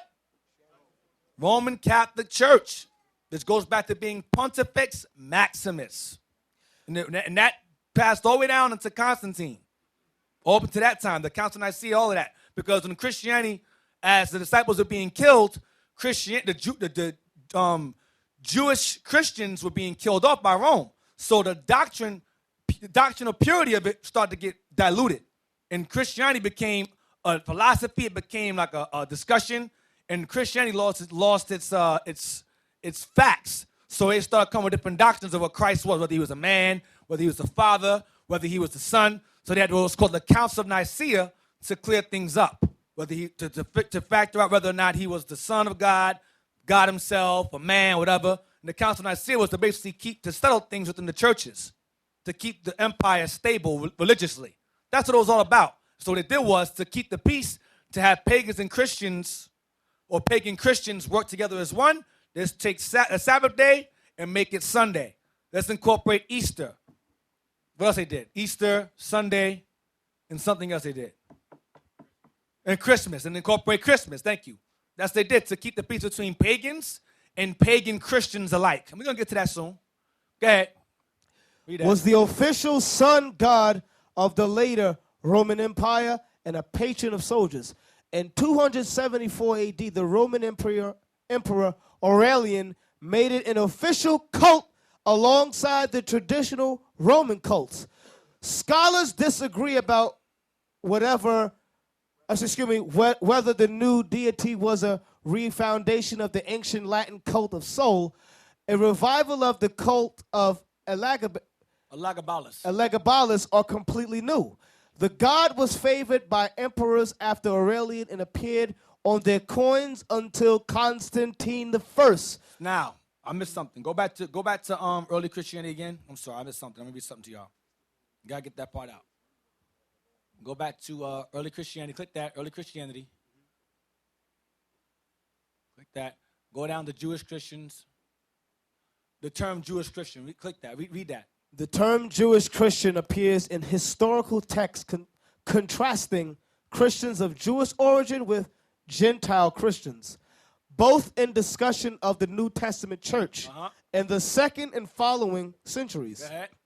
It is also a term used for Jews who converted to Christianity but kept their Jewish heritage and traditions. Why? Because they were being forced out of it by Greco-Roman culture. Go down on something real quick. Read as Christianity. Read that. As Christianity grew throughout the Gentile world, Christians diverged from their Jewish and Jerusalem roots. Jewish Christianity initially strengthened despite persecution by Jerusalem temple officials. Strengthened regardless of Roman persecution. Go ahead. Fell into decline during the Jewish-Roman wars from 66 to 135 AD. And the growing anti-Judaism, perhaps best personified by Marcion 150. He was a Roman, Marcion. Go ahead. Which, with persecution by the Orthodox Christians from the time of the Roman Emperor Constantine in the 4th century, Jewish Christians sought refuge outside the boundaries of the empire. So the real Christians sought refuge outside the empire of Rome, because Rome was persecuting us. Watch this. In Arabia and further afield. Go ahead. Within the empire and later elsewhere, it was dominated by the Gentile-based Christianity. Stop. Stop. Within the empire and later elsewhere, it was dominated by the Gentile-based Christianity. That's the one that says all are one, all come together. Go ahead, we don't want to say it, watch. Elsewhere, it was dominated by the Gentile-based. So the real Christianity became dominated because they were forced away. They were in hiding. So the heathens made up their own form of Christianity, and that became dominant. And Rome adopted that. Watch. Base Christianity, which became the state church of the Roman Empire. Roman Catholic Church. The state church of the Roman Empire is the Roman Catholic Church. Go ahead. And which took control of sites in the Holy Land, such as the Church of the Holy Sepulchre and the Cenacle, and appointed subsequent bishops of Jerusalem. And that's when the Council of Nicaea took place. Those bishops were set up by Rome and so forth, and they were basically ideologies of Christianity, different forms. Not the main original Jewish Christianity, but Gentile-based Christianity was being pushed. You understand? Now we can go back. Go to right there. Read the theory. The theory. The theory dating from the 12th century that the near solstice. No. I'm sorry.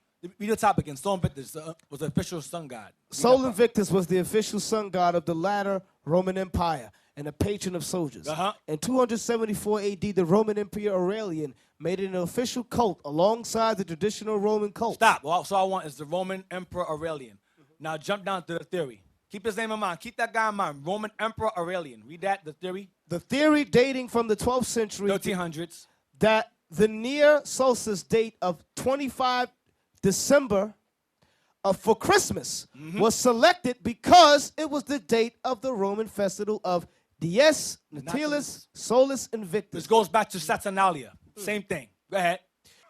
Birthday of the unconquered sun. Which is Baal, the devil. Go ahead. Is challenged by some Christian scholars. Because they want to maintain Christmas. They're arguing it, but it's true. Go ahead. Different explanations for the date similarity are considered to be academically throughout viable hypothesis They're by saying some. it's a guess. It's not a guess. It's true. They argue back and forth, but it's true. Because Christians are trying to maintain Christmas as being holy when it's not. It's a pagan origin. Go down. Both theories. No, go down. Go down. Go down. I don't want that. It's just a waste of time. The theory until. Fine. No, go back to this book again. Go to this book here. The Roman Emperors. Go here. We're going to go to page 187. Watch this. So, that Roman festival, Sol Invictus, the birthday of the unconquered sun, that's Christmas time, which Christianity once again advocates as the birthday of the Messiah, when it's not. Page 187. Blow it up so Liam can read it. Bring it down. This is the same book right here, Roman Emperors, page 187. All right? Go ahead. Long been on the increase in the empire, reflecting. Hold on a second. You cut something out. Oh, he put a page out. Hold on. Let me read it. It's a page cut out.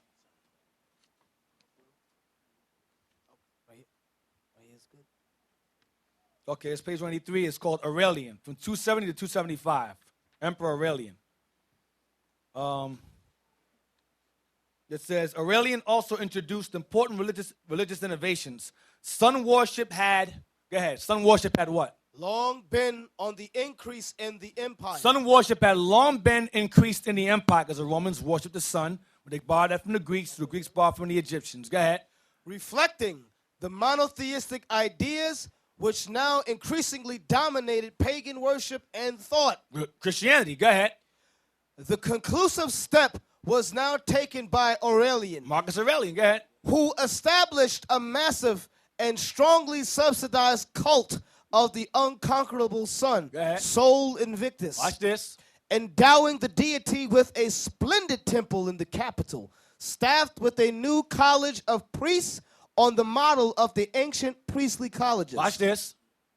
His birthday was to be celebrated on the 25th of December, which was eventually a bequest of the solar cult to Christianity, converted into Christmas Day. See that?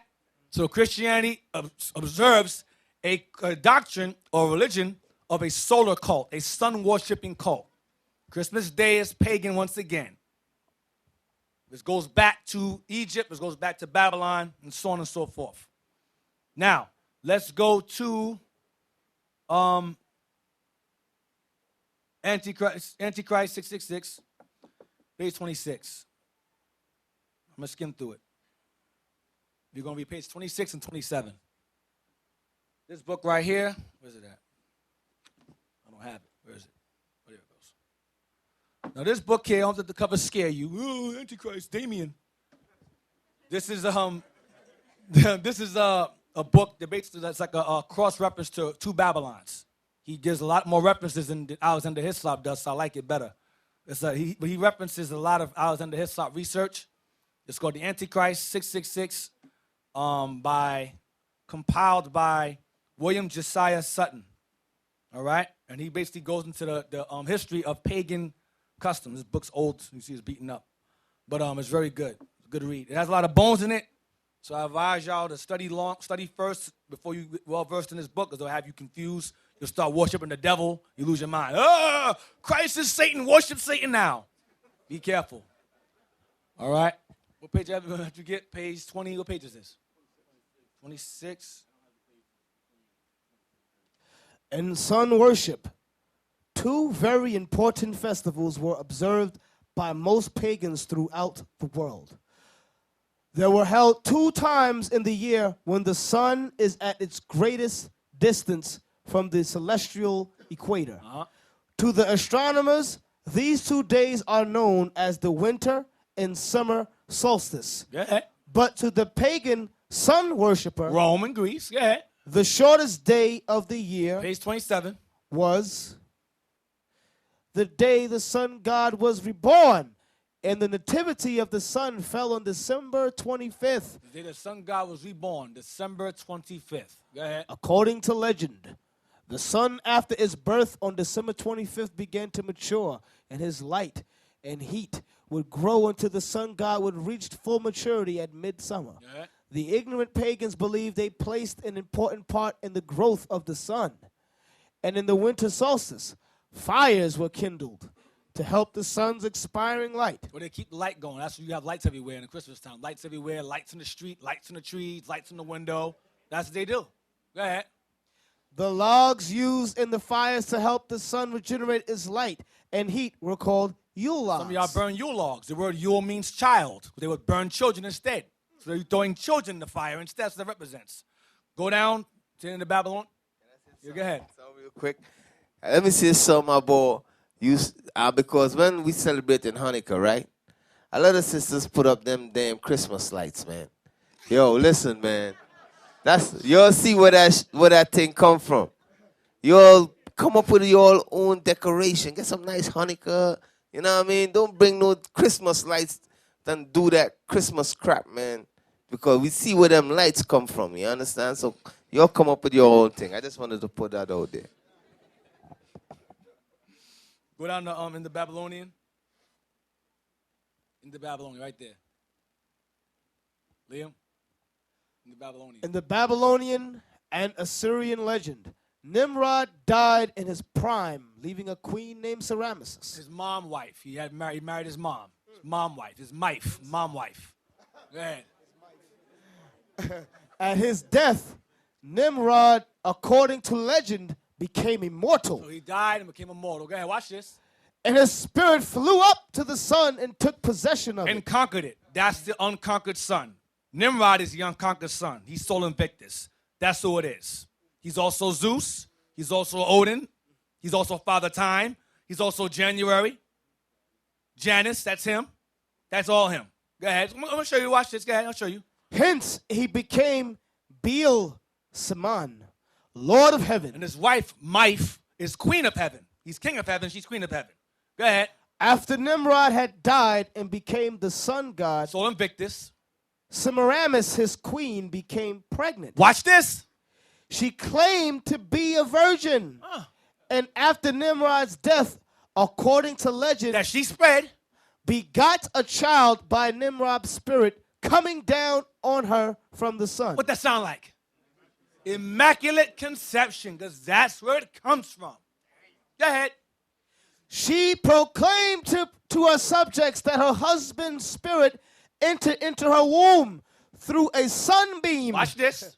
And begot the legendary God child Tammuz. Uh-huh. Ezekiel chapter 8, verse 14. When was he born? He was born December 25th. That's who you worship Christmas Day. Through his immaculate conceiving, lying, deceptive mother. Mom wife. Mife. A sunbeam shone in her womb, and she miraculously conceived. Or now they call it the Holy Spirit now, instead.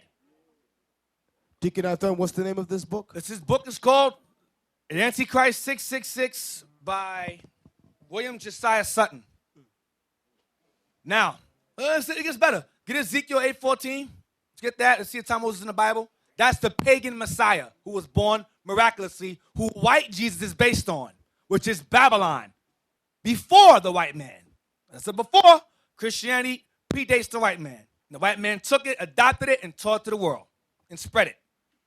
Because America, Edom is what? The daughter of Babylon.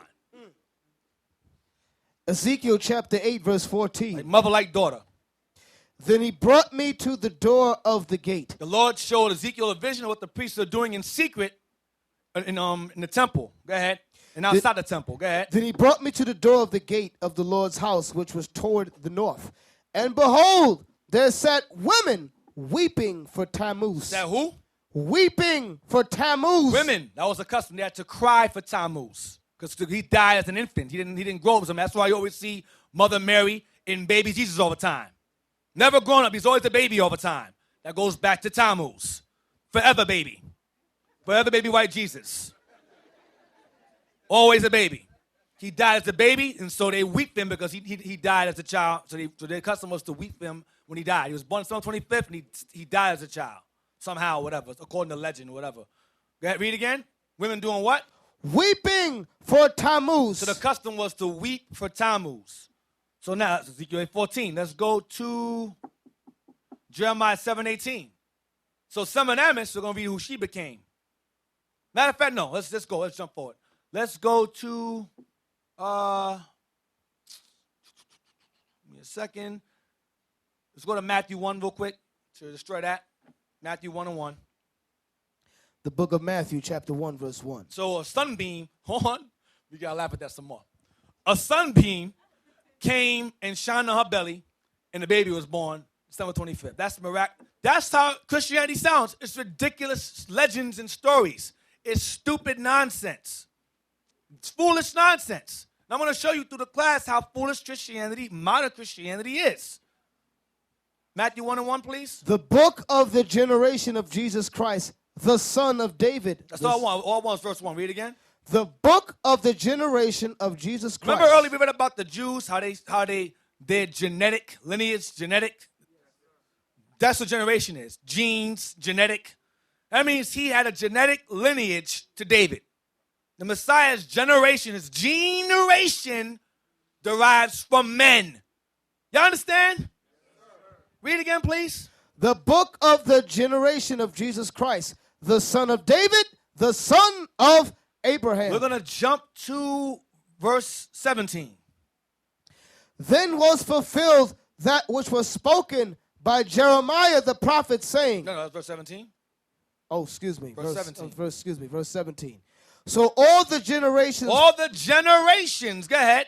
From Abraham to David are 14 generations. Go ahead. And from David unto the carrying away into Babylon are 14 generations. Go ahead. And from the carrying away into Babylon unto Christ. From the generations leading to Christ, what? Go ahead. Are 14 generations. Go to 16 and verse 13. Watch this. Because, no, I'm going to jump ahead. Watch this. Matthew 16, verse 13. Matthew 16, verse 13. Let's see what Christ calls himself. When Jesus came into the coast of Caesarea Philippi, he asked his disciples, saying, Whom do men say that I, the Son of Man, am? Stop. Now, how can he call himself the Son of Man and not be the Son of a Man? You know how retarded Christianity is? Who do men say that I, the Son of Man, am? I'm no one's son, but whom do men say that I am? Son of Man. A son of man is the son of a man. Once I'm trying to say DA, it feels good saying it. Son of man means you're the son of a man. Daniel was called that. Ezekiel was called that. They were not born through a sunbeam. They were born like everybody else. Daddy and mommy got it going, did things, and baby was born. You understand? Yes, sir. Time to keep it G, kids here. You understand? Son of man is called the son of man because he was a son of a man. This is common sense. Psalms 132, verse 11. Psalms 132, verse 11 and 12. Psalms chapter 132. He didn't call himself daughter of man. Son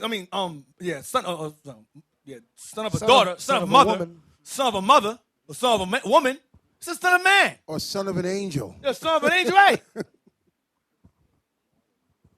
Right. Read that. Psalms 132, verse 11. The Lord has sworn in truth unto David. He will not turn from it. Of the fruit of thy body will I set upon thy throne. Of the fruit of your body, David, will I set upon my throne. Next verse. If thy children will keep my covenant and my testimony that I shall teach them, their children shall also sit upon thy throne forevermore. Testimony is of Christ, the covenants of the law. Go to Acts 2:30. Acts 2:30. Therefore, being a prophet, and knowing that God has sworn with an oath to him, that of the fruit of his loins, according to the flesh. According to what? The flesh. According to the flesh. According to the flesh. Go ahead. He would raise up Christ to sit on his throne. He would come out of the loins of David. Physical loins. Flesh is physical. Romans 1 and 3. We go over this over. That's what I'm skimming through. We go over this over and over again. It's redundant. But y'all get it. Romans 1 and 3. Romans 1 verse 3. Concerning his son, Jesus Christ, our Lord, which was made of the seed of David. Made of the seed, sperm of David. That's what it's going into. Go ahead. Which was made of the seed of David according to the flesh. Saying it over, and they keep saying it over and over and over again. Hebrews 2:16, please. Hebrews 2:16. This is the banger. This one you use. For verily he took not on him the nature of angels. Read it again, please. For verily he took not on him the nature of angels. Which have no mother or father. Go ahead. But he physical mother or father. Go ahead. But he took on him the seed of Abraham. He came through the sperm of man. That's what it's saying here. Watch this. It's going to say it. Wherefore in all things. Stop. Wherefore what? In all things. Wherefore in everything, in all things. Go ahead. It behooved him. He felt it suitable or right. Go ahead. To be made like unto his brethren. How were his brethren made? Miraculously? Like everybody else. Go ahead. That he might be a merciful and faithful high priest in things pertaining to God, to make reconciliation for the sins of the people. So why does Christianity push he was born miraculously? I'm going to tell you why. The elder brought to my attention before, and I thought about it, and now I understand what he meant. The reason why they pushed the Messiah was born miraculously is to take away his humanity. What I mean is this. They say the reason why Christ can keep the laws is because he was not a man. It takes a God to do that. Man can't keep no laws like that. Only a God can.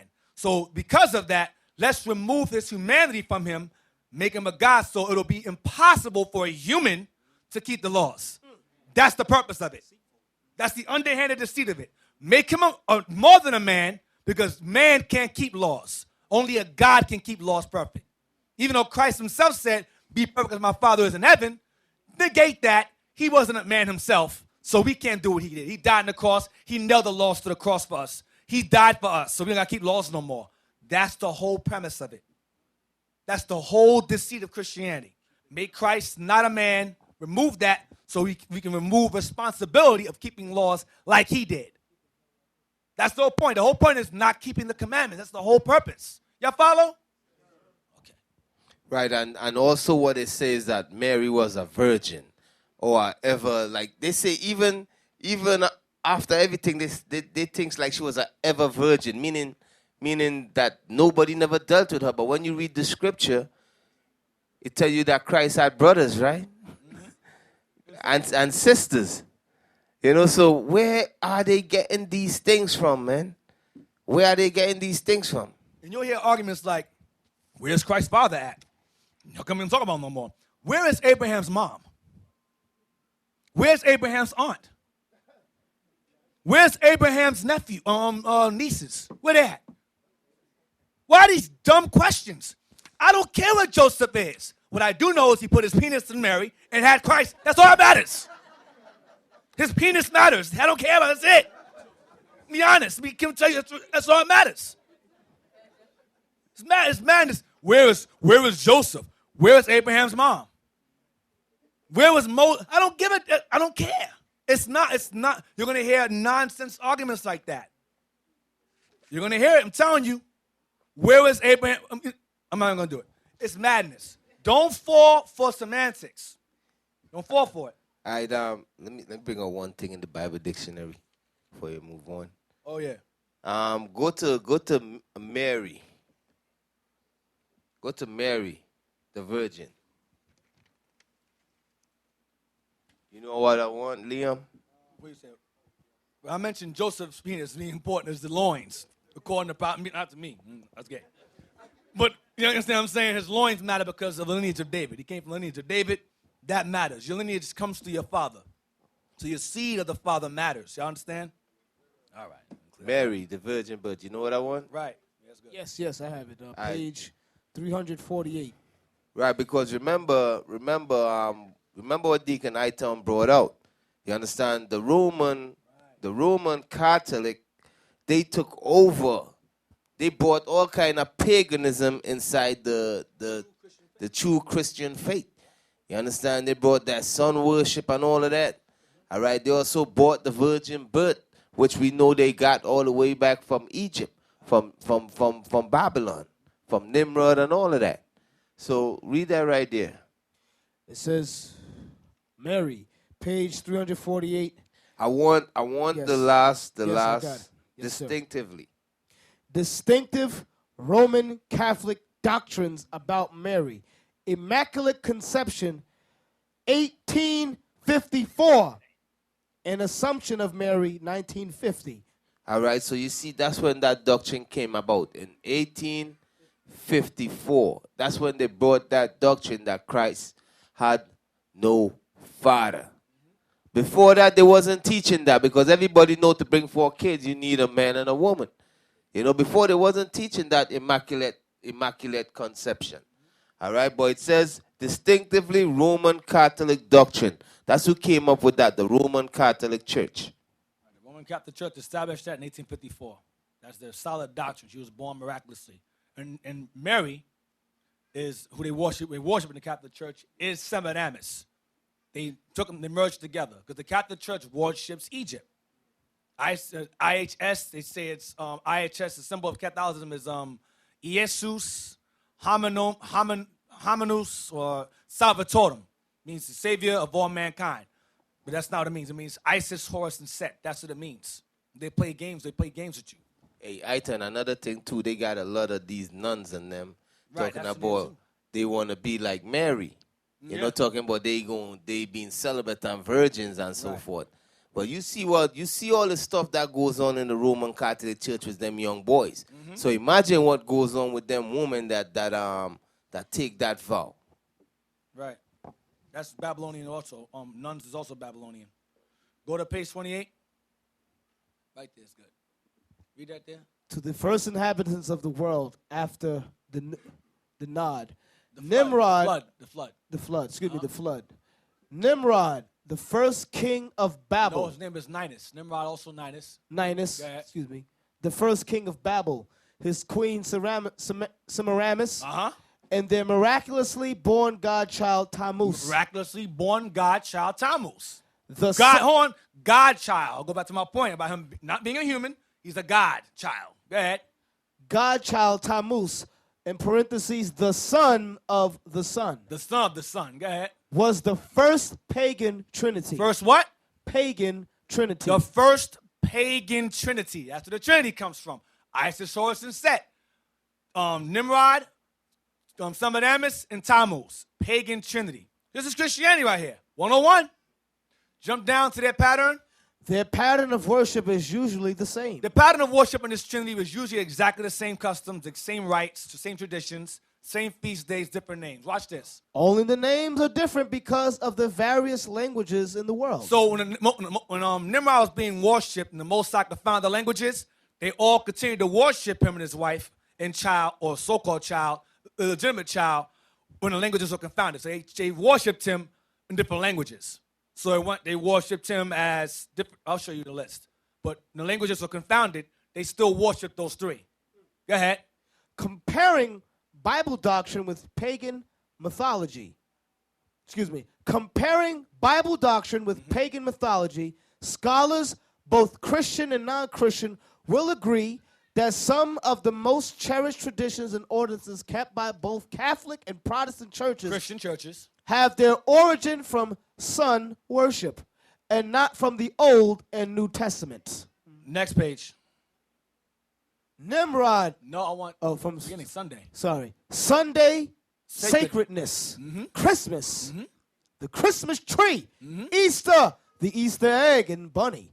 Hot cross buns and Good Friday are not holy days and ordinances to be kept sacred from the Bible, but were sacred to the ancient Babylonian gods. Watch this. Watch your name. Nimrod, in parentheses, Baal. That's Nimrod. Nimrod is Baal. Go ahead.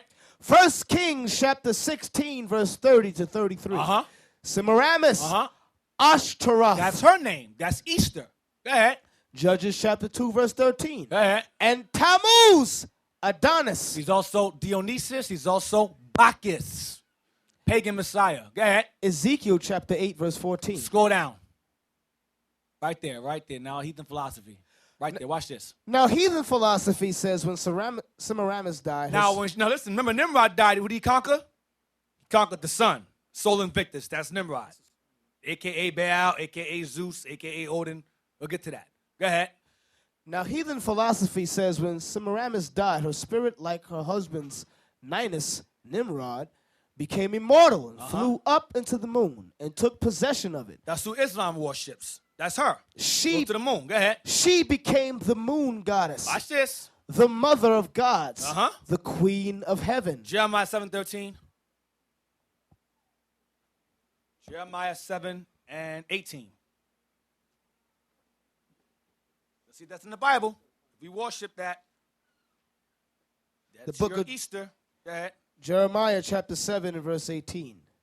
The children gather wood, and the fathers kindle the fire, and the women knead their dough to make cakes. That's those hot cross buns. Make the cakes. Go ahead.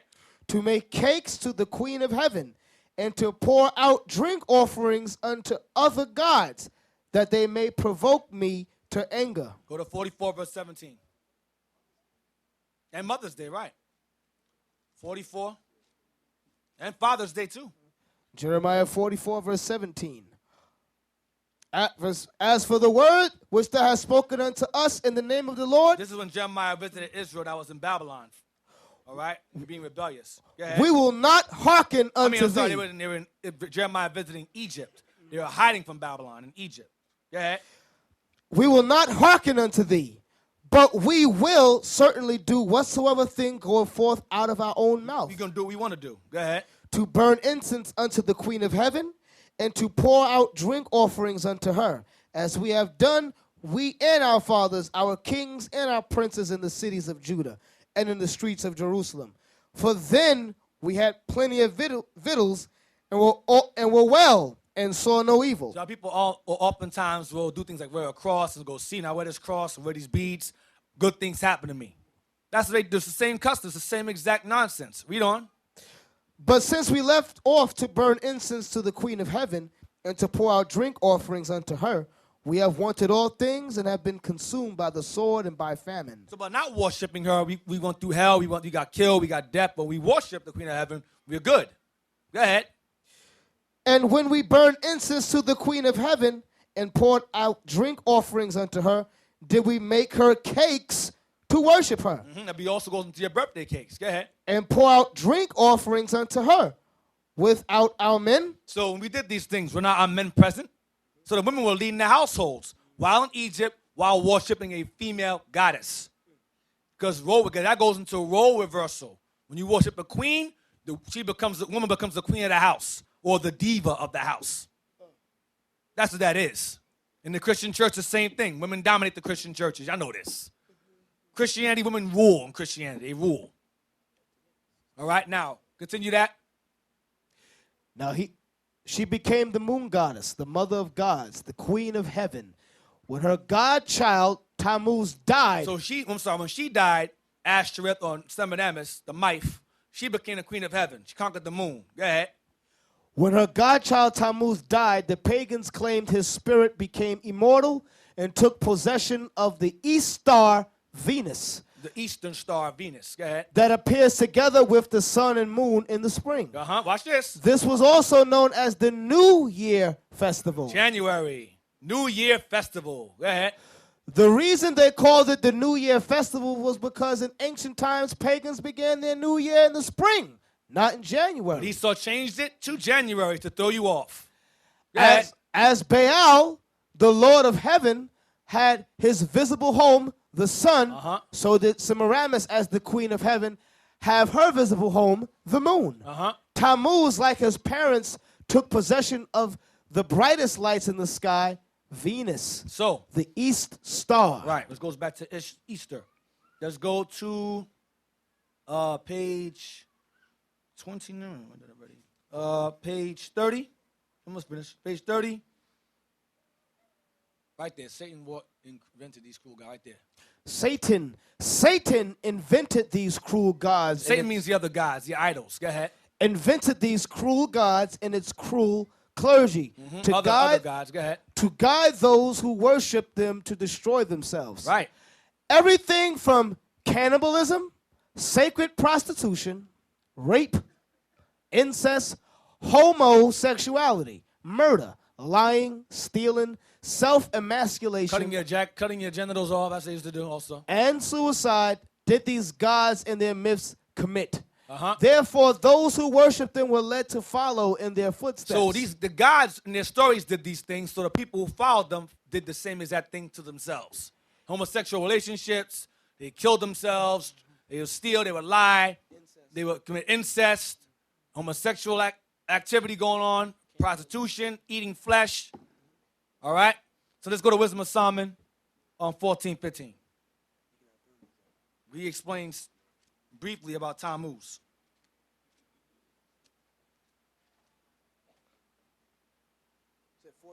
Wisdom of Solomon 14, verse 15. Wisdom of Solomon, chapter 14, verse 15. We're going to read the exact same things in Wisdom of Solomon. Watch this. You follow idols. For a father afflicted with untimely mourning, when he hath made an image of his child soon taken away, now honored him as a god. The Tammuz, he died as a baby, and they made him a god, the godchild. Go ahead. Which was then a dead man. A dead male. Go ahead. And delivered to those that were under him ceremonies and sacrifices. Go ahead. Thus, in process of time, an ungodly custom grown strong was kept as a law. Easter, Sunday worship, Christmas, New Year's. That's all the same. Go ahead. Easter. Go ahead. And graven images were worshipped by the commandments of kings. Well, Babylon now. Go ahead. Whom men could not honor in presence because they dwelt far off. They took the counterfeit of his visage from far and made an express image of a king whom they honored. They took the image of this king and they made images of him and spread all around. Go ahead. To the end that by this, their forwardness, they might flatter him that was absent, as if he were present. They kept a picture of this dead king among themselves to honor him while they lived far away. They had a picture of him to worship him. Go ahead. Also, the singular diligence of the artificer, The artist. did help to set forward the ignorant to more superstition. Go ahead. For he, peradventure, willing to please one in authority, forced all his skill to make the resemblance of the best fashion. This goes into your Caesar Borgia because he was the son of a king. Same thing. Go ahead. And so the multitude, allured by the grace of the work, took him now for a god, which a little before but was honored as a man. That goes right back to Nimrod. That goes right back to Caesar Borgia, white image of Christ. The same exact thing. Go ahead. And this was an occasion to deceive the world. To do what? To deceive the world. This was done to deceive the world. Christianity was used to deceive the world, specifically the Israelites within this world. Go ahead. For men serving either calamity or tyranny did ascribe unto stones and stocks the incommunicable name. They gave these idols the Most High's titles, the names. Go ahead.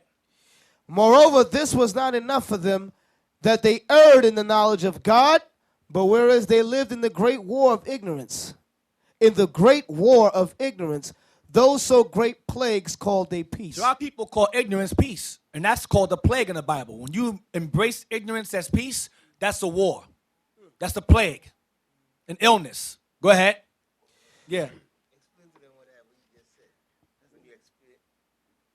When Deacon Iton said, when you embrace ignorance as peace, do you understand what he just said? When you embrace ignorance as peace, that's the plague. For instance, when somebody say they don't matter what color Christ is, Right. Jesus loves everybody. You know what? Or that's us being ignorant. You embrace ignorance as peace. You understand? So that's heavy right there, man. So you plagued. That's what that means. You're sick. Read on. For while they slew their children in sacrifices, Read it right here. Go ahead. or used secret ceremonies, or made revelings of strange rites, That's clubbing. Go ahead. they kept neither their That's lives clubbing. That's parades, carnival, bacchanal. It's the same thing. We worship that willingly now from that slave mindset. Go ahead. They kept neither lives nor marriages any longer undefiled, but either one slew another traitorously, or grieved him by Well, adultery, they killed because we committed adultery. Go ahead. Sleeping with prostitutes. Go ahead. so that there reigned in all men without exception of blood, manslaughter, theft, Stealing. and dissimulation, corruption, unfaithfulness, tumults, perjury, Lying. disquieting of good men, forgetfulness of good turns, defiling of souls, changing of kind. Emasculating. Self-emasculation. I go into sex changes, all of that. The same thing. Changing of kind. Go ahead. Disorder in marriages, Women leading the men. Go ahead. Like in Jeremiah 44. Go ahead. adultery, That's prostitution. Go ahead. and shameless uncleanness. That goes into rape, incest, homosexuality. That's shameless uncleanness. Go ahead. For the worshiping of idols not to be named is the beginning, the cause, and the end of all evil. That's where evil comes from. Idolatry. Idolatry is the beginning and the end of it, of all evil on earth. Let's get Jeremiah 10 now, verse 1. Right? Jeremiah 10, verse 1. Jeremiah chapter 10, verse 1. Hold on a second. Let me sure I want that first. Hold on.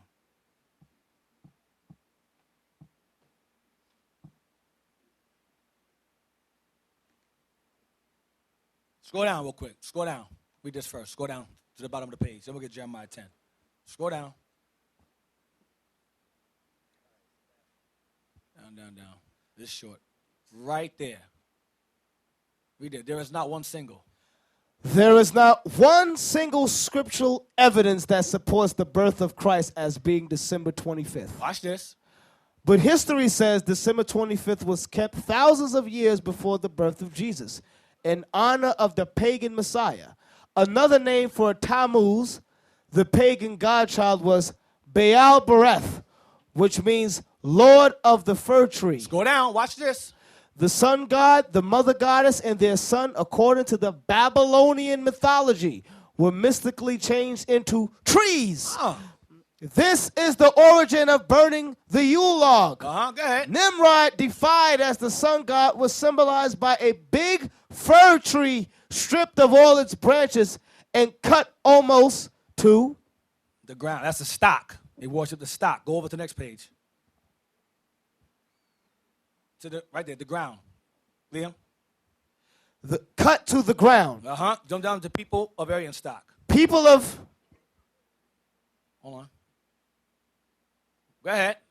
People of Aryan stock who believed that the oak tree was a symbol of Zeus or Jupiter Remember that name, Jupiter. They put that in our temple. Jupiter the defender. Go ahead. believed that this branch was of mistletoe, which grew on the oak tree, and to be kissed under the mistletoe would ensure fertility. That's where mistletoe comes from. Go up. Go up, go up, go up. Christianity's witchcraft. Go up. I mean, you go down. Well, go down to the picture I want the picture. There you go. That's a stock right there. Look on the right-hand side. It's a palm tree. They would decorate the palm tree with silver and gold, and then later on we put lights on it. I know everything in California did. In California they have that. Palm trees lit with lights around it around Christmas time. That's the first Christmas tree, the palm tree. Then later on Esau said, okay, remove the palm tree. That's too obvious. Make it a pine tree instead. Okay? That's in honor of when Nimrod died, they say he was reborn as Tammuz, December 25th. That's what they're worshiping. Jeremiah 10 now. So now we know why they worship the trees. Jeremiah 10, verse 1. Hear ye the word which the Lord speaketh unto you, O house of Israel. Thus saith the Lord, learn not the way of the heathen, and be not dismayed at the signs of heaven, for the heathen are dismayed at them. Are afraid of those things. Shooting stars, an eclipse, that scares them. It's simple. Go ahead. For the customs of the people are vain. Lies. For one cutteth a tree out of the forest, the work of the hands of the workmen with the axe. They deck it with silver and with gold. Yeah, that song, silver and gold. So that's their theme song, Christmas time. Go ahead. They fasten it with nails and with hammers that it move not. Those are the tree stands today. They are upright as the palm tree, Because they're the palm tree. Go ahead. but speak not. They don't speak because they thought that what? Nimrod and his wife turned the trees. They thought if we don't do this, if we don't decorate with silver and gold, it'll come and attack us. So they would decorate it with silver and gold. Go ahead. They must needs to be born, because they cannot go. They must be carried. They can't walk. They're not alive, is what Jeremiah is saying. These things aren't alive. Don't be afraid of them. Go ahead. Because they cannot go.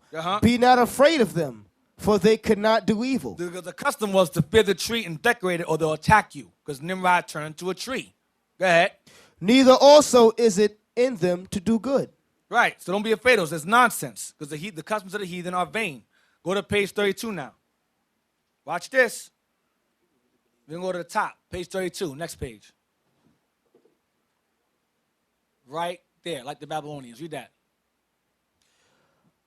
Like the Babylonians, they believed that gods could transform themselves into trees. That's Jeremiah 10. Go ahead.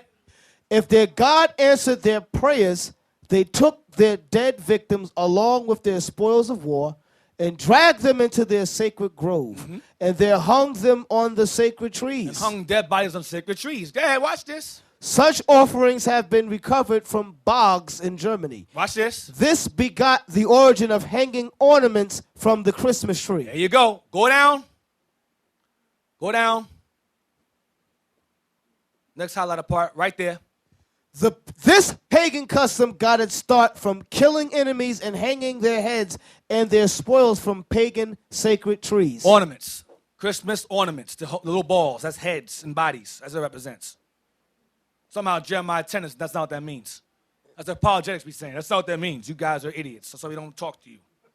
Morons. Not in the level. Not even on third base. Dumb as hell. Go to page 32. That's page 32 right there. Go to page 42.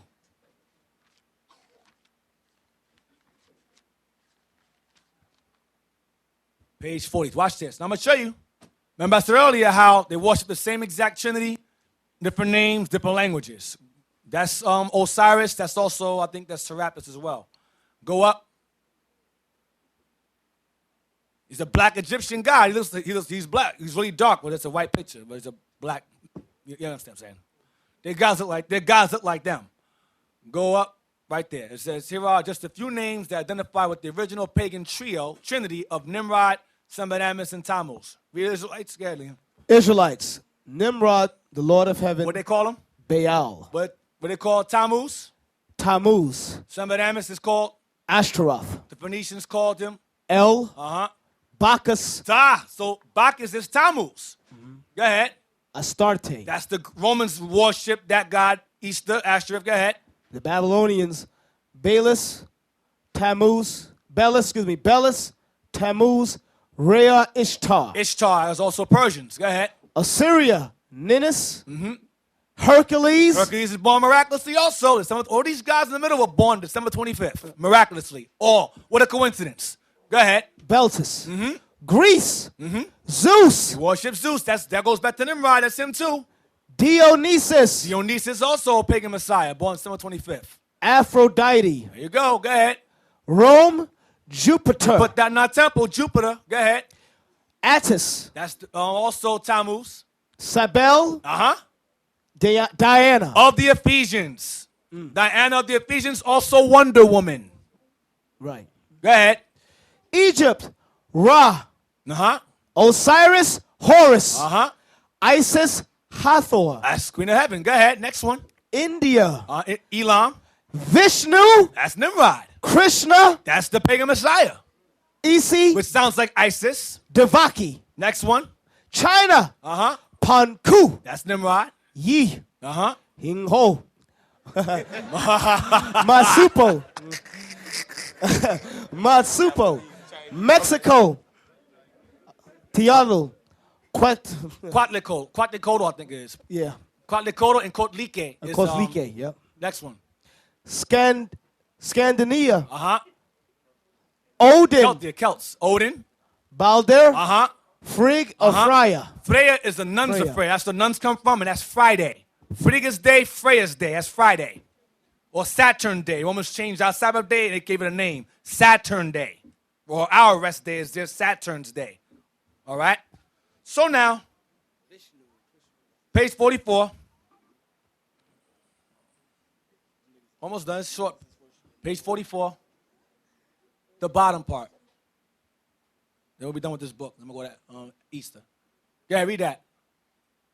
The Queen of Heaven was also a goddess. Read the top. Has the reader. Has the reader ever wondered what the Easter bunny has to do with the resurrection of Christ? I wonder. Go ahead. Or the Easter egg? Yeah. Like the festival of the Christmas in the Christmas tree. Right. They have nothing whatsoever to do with the gospel of Christ. Right. The Queen of Heaven was also a goddess of fertility. That's Semiramis, Sybil, Diana, fertility goddess, which goes, go ahead. And because the rabbit and the hen were noted for their many offsprings, there were her symbols. They were a symbol. The rabbit is Semiramis, a symbol of fertility. Even the word Easter Even the word Easter itself, go ahead. is of Go back, next page. Watch is this. of pagan origin. Uh-huh.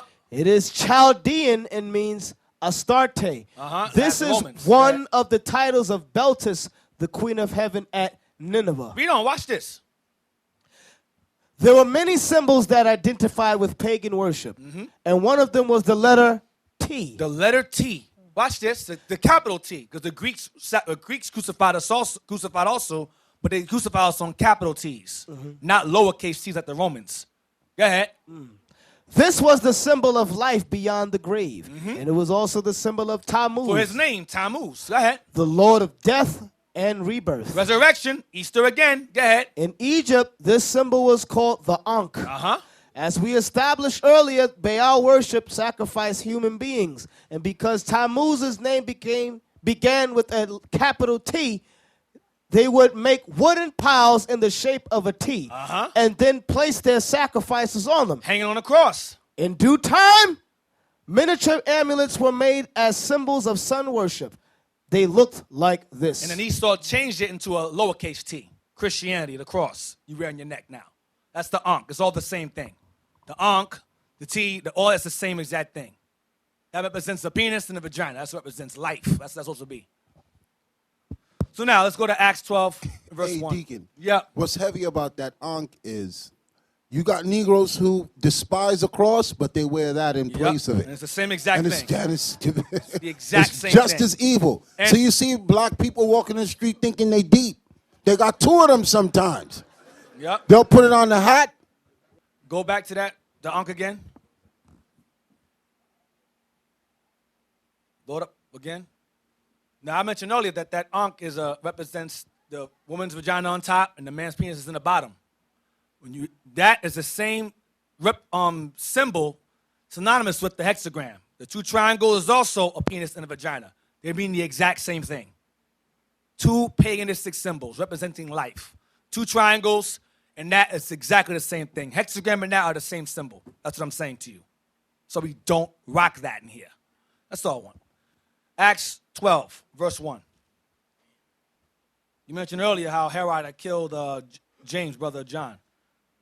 We'll read it again from the top one. We're going to read the verse. Yes, sir. Acts 12 and 1. Yeah. Now about that time, Herod the king stretched forth his hands to vex certain of the church. And he killed James, the brother of John, with the sword. And because he saw it pleased the Jews, he proceeded further to take Peter also. Watch this. Then were the days of unleavened bread. During this time was Passover was taking place. During this time, go ahead. And when he had apprehended him, He arrested Peter. Go ahead. he put him in prison and delivered him to 4 quaternions of soldiers to keep him, Watch this. intending after Easter to bring him forth to the people. Stop. Now, Easter here, I've heard rumors that Easter here translates to the word Passover. Originally, it did, but not in this chapter here. It did not. Let's go to Zonovan. You know what I want.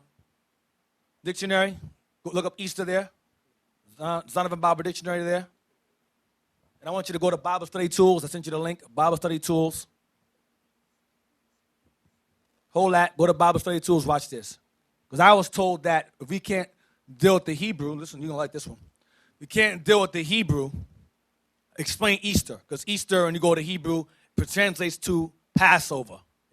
Okay. So you gotta go into the Hebrew to understand the Bible in certain times. No, that's not true.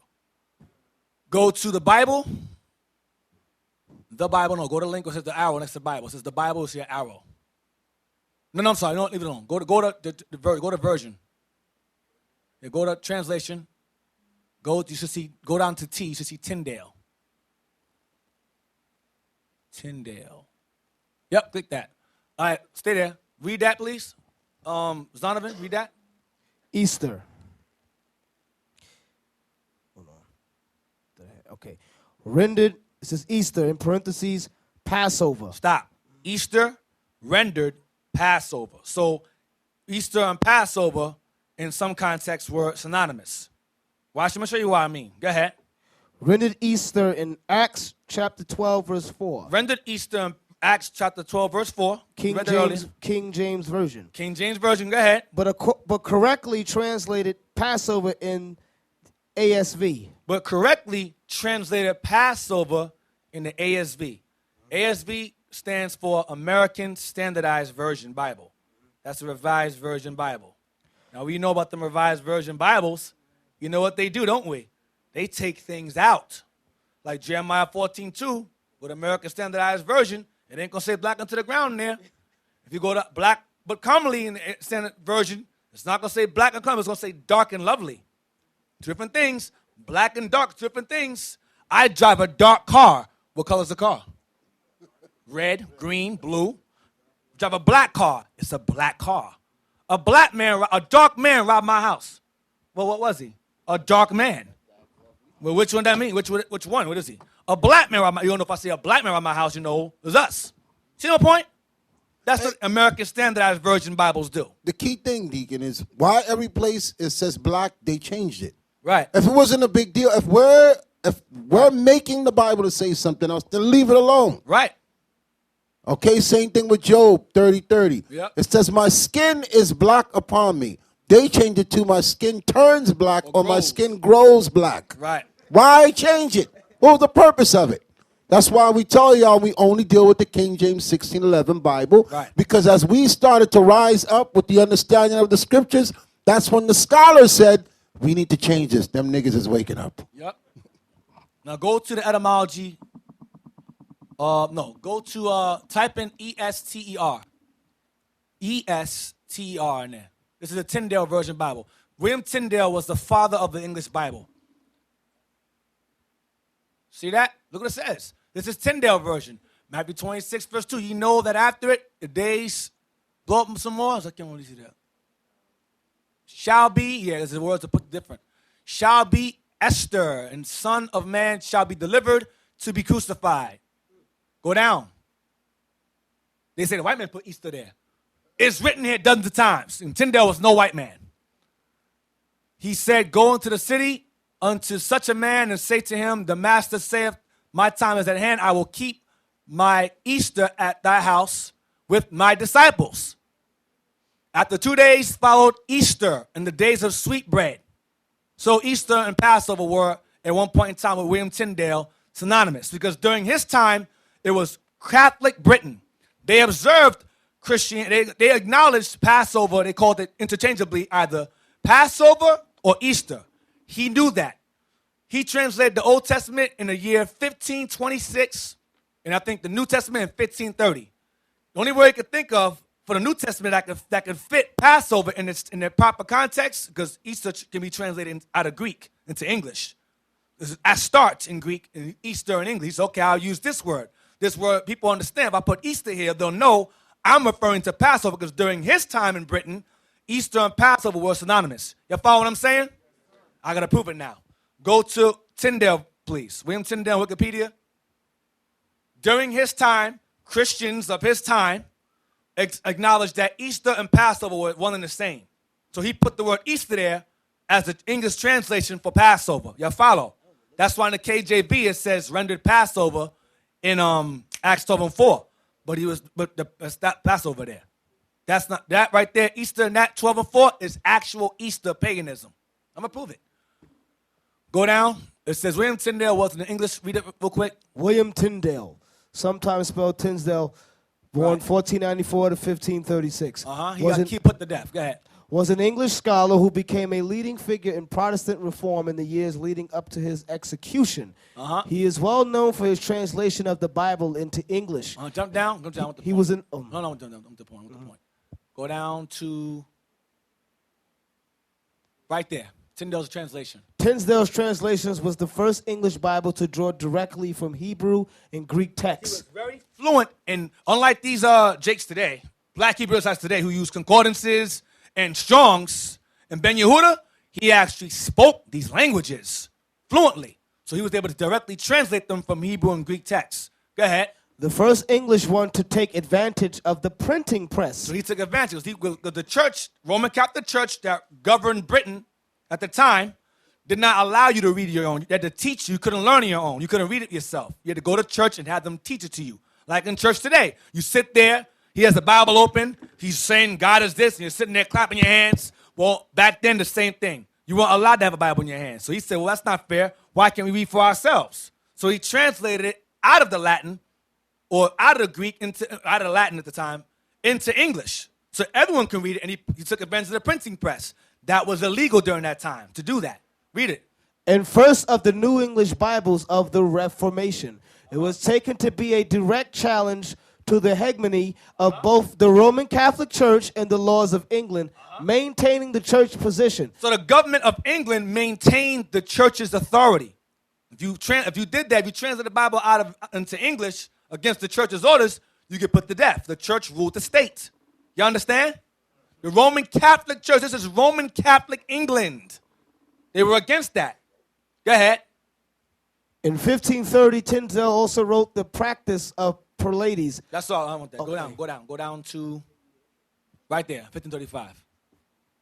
In 1535, Tyndale was arrested and jailed in the castle of Vilford. Or Filford, go ahead. Filford, yes. Outside Brussels for over a year. In 1536, he was convicted of heresy and executed by strangulation. He was hung. After which his body was burnt at the stake. Damn. His dying prayer was that the King of England's eyes would be opened. This seemed to find its fulfillment just 2 years later when Henry VIII authorization of the Great Bible for the Church of England, which was largely Tyndale's own work. Largely, but it wasn't fully because they corrupted it. Go ahead. Hence, the Tyndale Bible, as it was known, continued to play a key role in spreading Reformation ideas across the English-speaking world and eventually to the British Empire. Next paragraph. In 1611, the 54 scholars who produced the King James Bible drew significantly from Tyndale, as well as from the translations that descended from his. Watch this. From his. One estimate suggests that the New Testament in the King James Version is 83% Tyndale's, and the Old Testament 76%. Borrowed a lot from him. Go ahead. It borrowed. So compared, remember, it says in the Bible, compared and revised in your Bibles. Go ahead. His translation of the Bible was the first to be printed in English. So they call him the father of the English Bible. That's why they call him that. Go ahead. And became a model for subsequent English translations. In 2002, Tyndale was placed at number 26 in the BBC's poll of the 100 greatest Britons. Yes. Now, why am I going through this? Because why is Easter left in Acts 12 and 4? Because when Tyndale translated it, Easter was all over the Bible as another term for Passover. Oh, that's what I want. Give me Passover etymology online. I want that. That's what I wanted. The word Passover came from him. That's his term. He coined that term. The word Passover was non-existent before him. Passover came from him. Passover. Passover, 1530. Coined by Tyndale from verbal phrase Passover.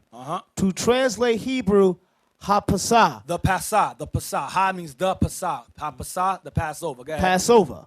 From Passah, see, Pascal. Paschal is the Greek form. In reference to the Lord passing over the houses over the Israelites in Egypt when he killed the firstborn of the Egyptians. When he read, he said, okay, well, sounds good. He said, angel passed over. Passover. I'll use that. And he put Passover in the Old Testament in 1530, and he translated the New Testament in 1526. And he was killed in 1535. Go to Easter, type in Easter, go into the glossary, type in Easter. Yeah, click that, see what it says. It should say the same thing. Easter. Read that. Old English Easter Day. Easter Day. Easter Day. Easter Day. It's Easter Day. Go ahead. From Istra, Northumbrian Eostre. Right. From Proto-Germanic Austrian, dawn. Like astronomy. Yes. Uh-huh. Also the name of a goddess of fertility and spring, perhaps originally of sunrise, whose feast was celebrated at the spring equinox from Ost, just east, toward the sunrise. Compare east, from pi root Ost, to shine, especially of the dawn. Goes back to Esther, Ishtar, Astarte, Ashtoreth. It's all the same. Go to the dictionary I gave you, Harper's Dictionary. So Easter refers to a fertility goddess of the spring.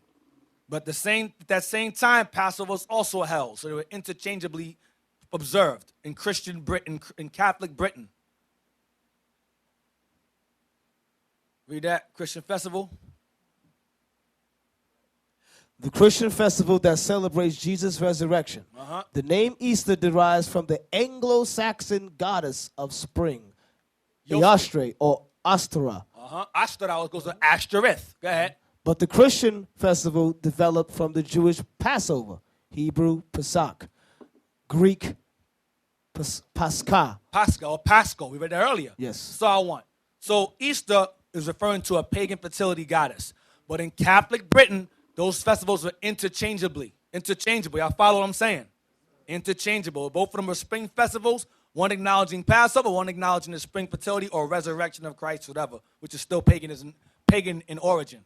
Now, go to Zonovan real quick, what you had. Officer Liam, Zonovan, about the Bible, King James Bible? Yes, sir. Bible. This is page 86, Zonovan Bible Dictionary. King James Version. When 47 of the best Hebrew and Greek scholars of the day. So out of those 50, what? Was it 54? Yes, sir, 54. 47 remained diligent to doing the work. Go ahead. 47 of the best Hebrew and Greek scholars. Thank you. 47 of the best Hebrew, because Tyndale was also a scholar and very well versed in different languages. Go ahead.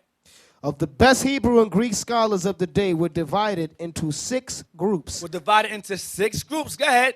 3 for the Old Testament. Go ahead. 3 groups of the Old. 2 for the New. Uh-huh. And 1 for the Apocrypha. Go ahead. 2 of the groups met at Oxford, 2 at Cambridge, and 2 at Westminster.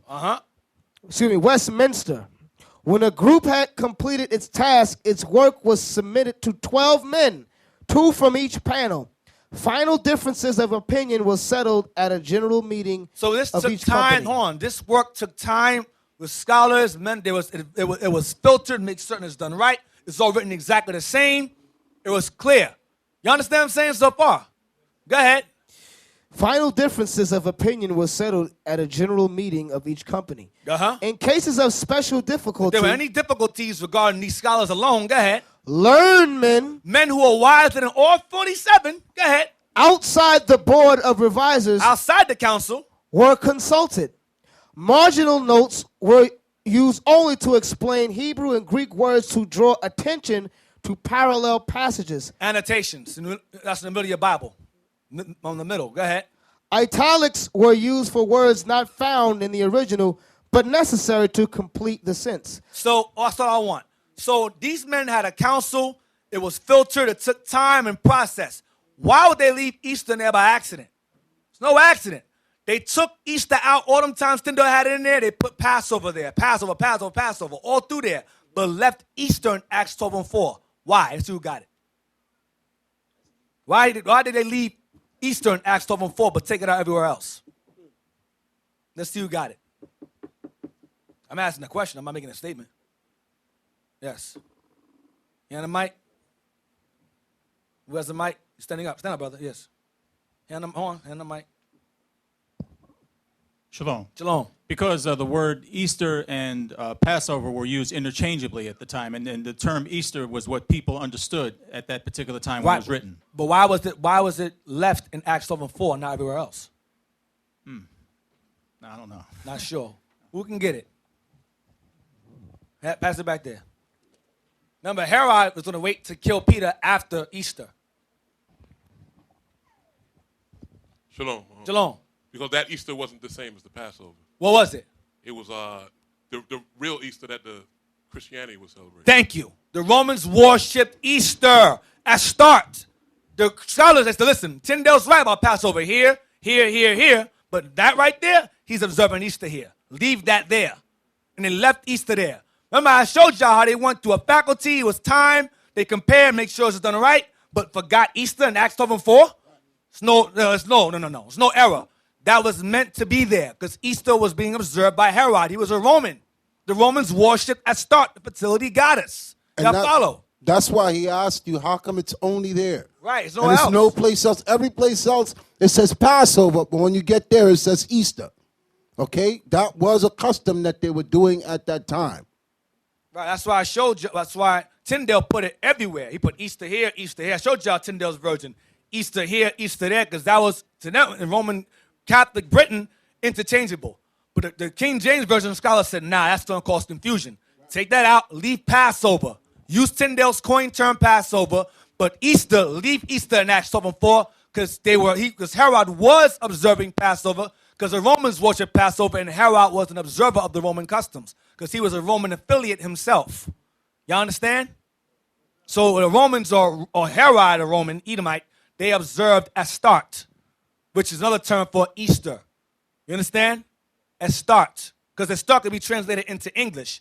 Easter is an English word, but Easter translated out of the Greek Astarte, or Latin Astarte. You understand? So he used that word. Okay, I'll use Easter here, because it can translate out of Greek. New Testament is written in Greek. I'll use a word that can be translated out of Greek into English. I'll use Easter. And that's what he did in the New Testament. Old Testament, he kept Passover. New Testament, he used Easter. Because that's a Greek word that can be translated into an English word, which would be Easter, which goes to both Passover and pagan Easter. Acts 12 and 4 is actual pagan Easter. Everywhere else is Passover. So he was going to kill Peter. Remember, Passover falls around the same time. Easter falls around the same time Passover does. So he said, I'm going to kill him after I celebrate my holiday, then I'll kill Peter. The angel said, nah, you can get out of jail. Get out of jail, free card. Get out of there. Get out of there. And he got out and kept teaching. Y'all understand? Isaiah 28:11. Last verse. I know it's a lot, but I had to get through it. Isaiah 28, verse 11. Isaiah 28, verse 11. Mm-hmm. For with stammering lips and another tongue will he speak to this people. So the Most High had it prophesied that the Bible will be translated into a language that our people can understand. And William Tyndale was the forerunner of that prophecy being fulfilled in terms of it being translated into English. Y'all understand? Into English. It had to be. So we don't need a Hebrew translation to understand that Easter doesn't belong. Easter does belong there. They were worshiping Astarte, Easter, the pagan fertility goddess. That's not going into Passover in that context. Everywhere else is Passover, but there it's not. It's Easter. Ashtoreth. 1 Samuel 7 and 3. Then I'm done. I left that part out. 1 Samuel 7 and 3. To see who Herod was worshiping. 1 Samuel 7 and 3 to see who Herod was actually, or the Romans worshipped. 1 Samuel 7 and 3. Is that it? Yes. And Samuel spake unto all the house of Israel, saying, if you do return unto the Lord with all your hearts, then put away the strange gods and Ashtoreth from among you, and prepare your hearts unto the Lord, and serve him only, and he will deliver you out of the hand of the Philistines. Go ahead, verse 4. And then the children of Israel did put away Balaam Nimrod and Ashtaroth, his wife, and served the Lord only. and serve the Lord. They put away Baal, sun worship, and they put away Ashtoreth, moon worship, and serve the Lord only. They put away Easter from them. Y'all understand? All right. So with that, we're going to break. Now, That's hold on. Come on. Yo, I think you just dropped some heavy on them, man. Yes, sir. Yo, you all got to understand, you're getting hit with some heavy stuff. I hope you all understand it, man. Because for decades, this right here, nobody even brought that out as yet. This is the first time this understanding coming out. I hope you all understand that. You know, you see Item went in his whole thing. He did his thing on this right here. You know? So I hope you brothers and sisters understand. This is another level of understanding. And while Item bring it out, it just, as I say, it's plain. You know, it's plain, man.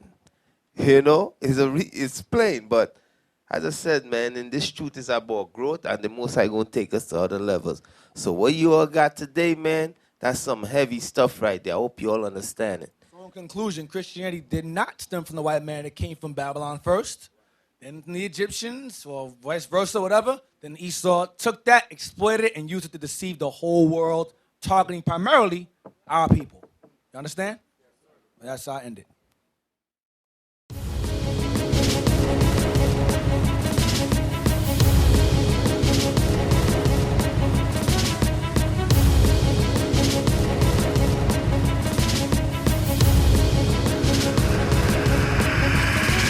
Shalom, Israel. I'm Elder Nathaniel of Israel United in Christ. YouTube likes to shut our channels down, as some of you have noticed, ever so often. Subscribing to join IUIC will assure you will always stay connected to our YouTube accounts. We want to do our best to make sure this truth gets out.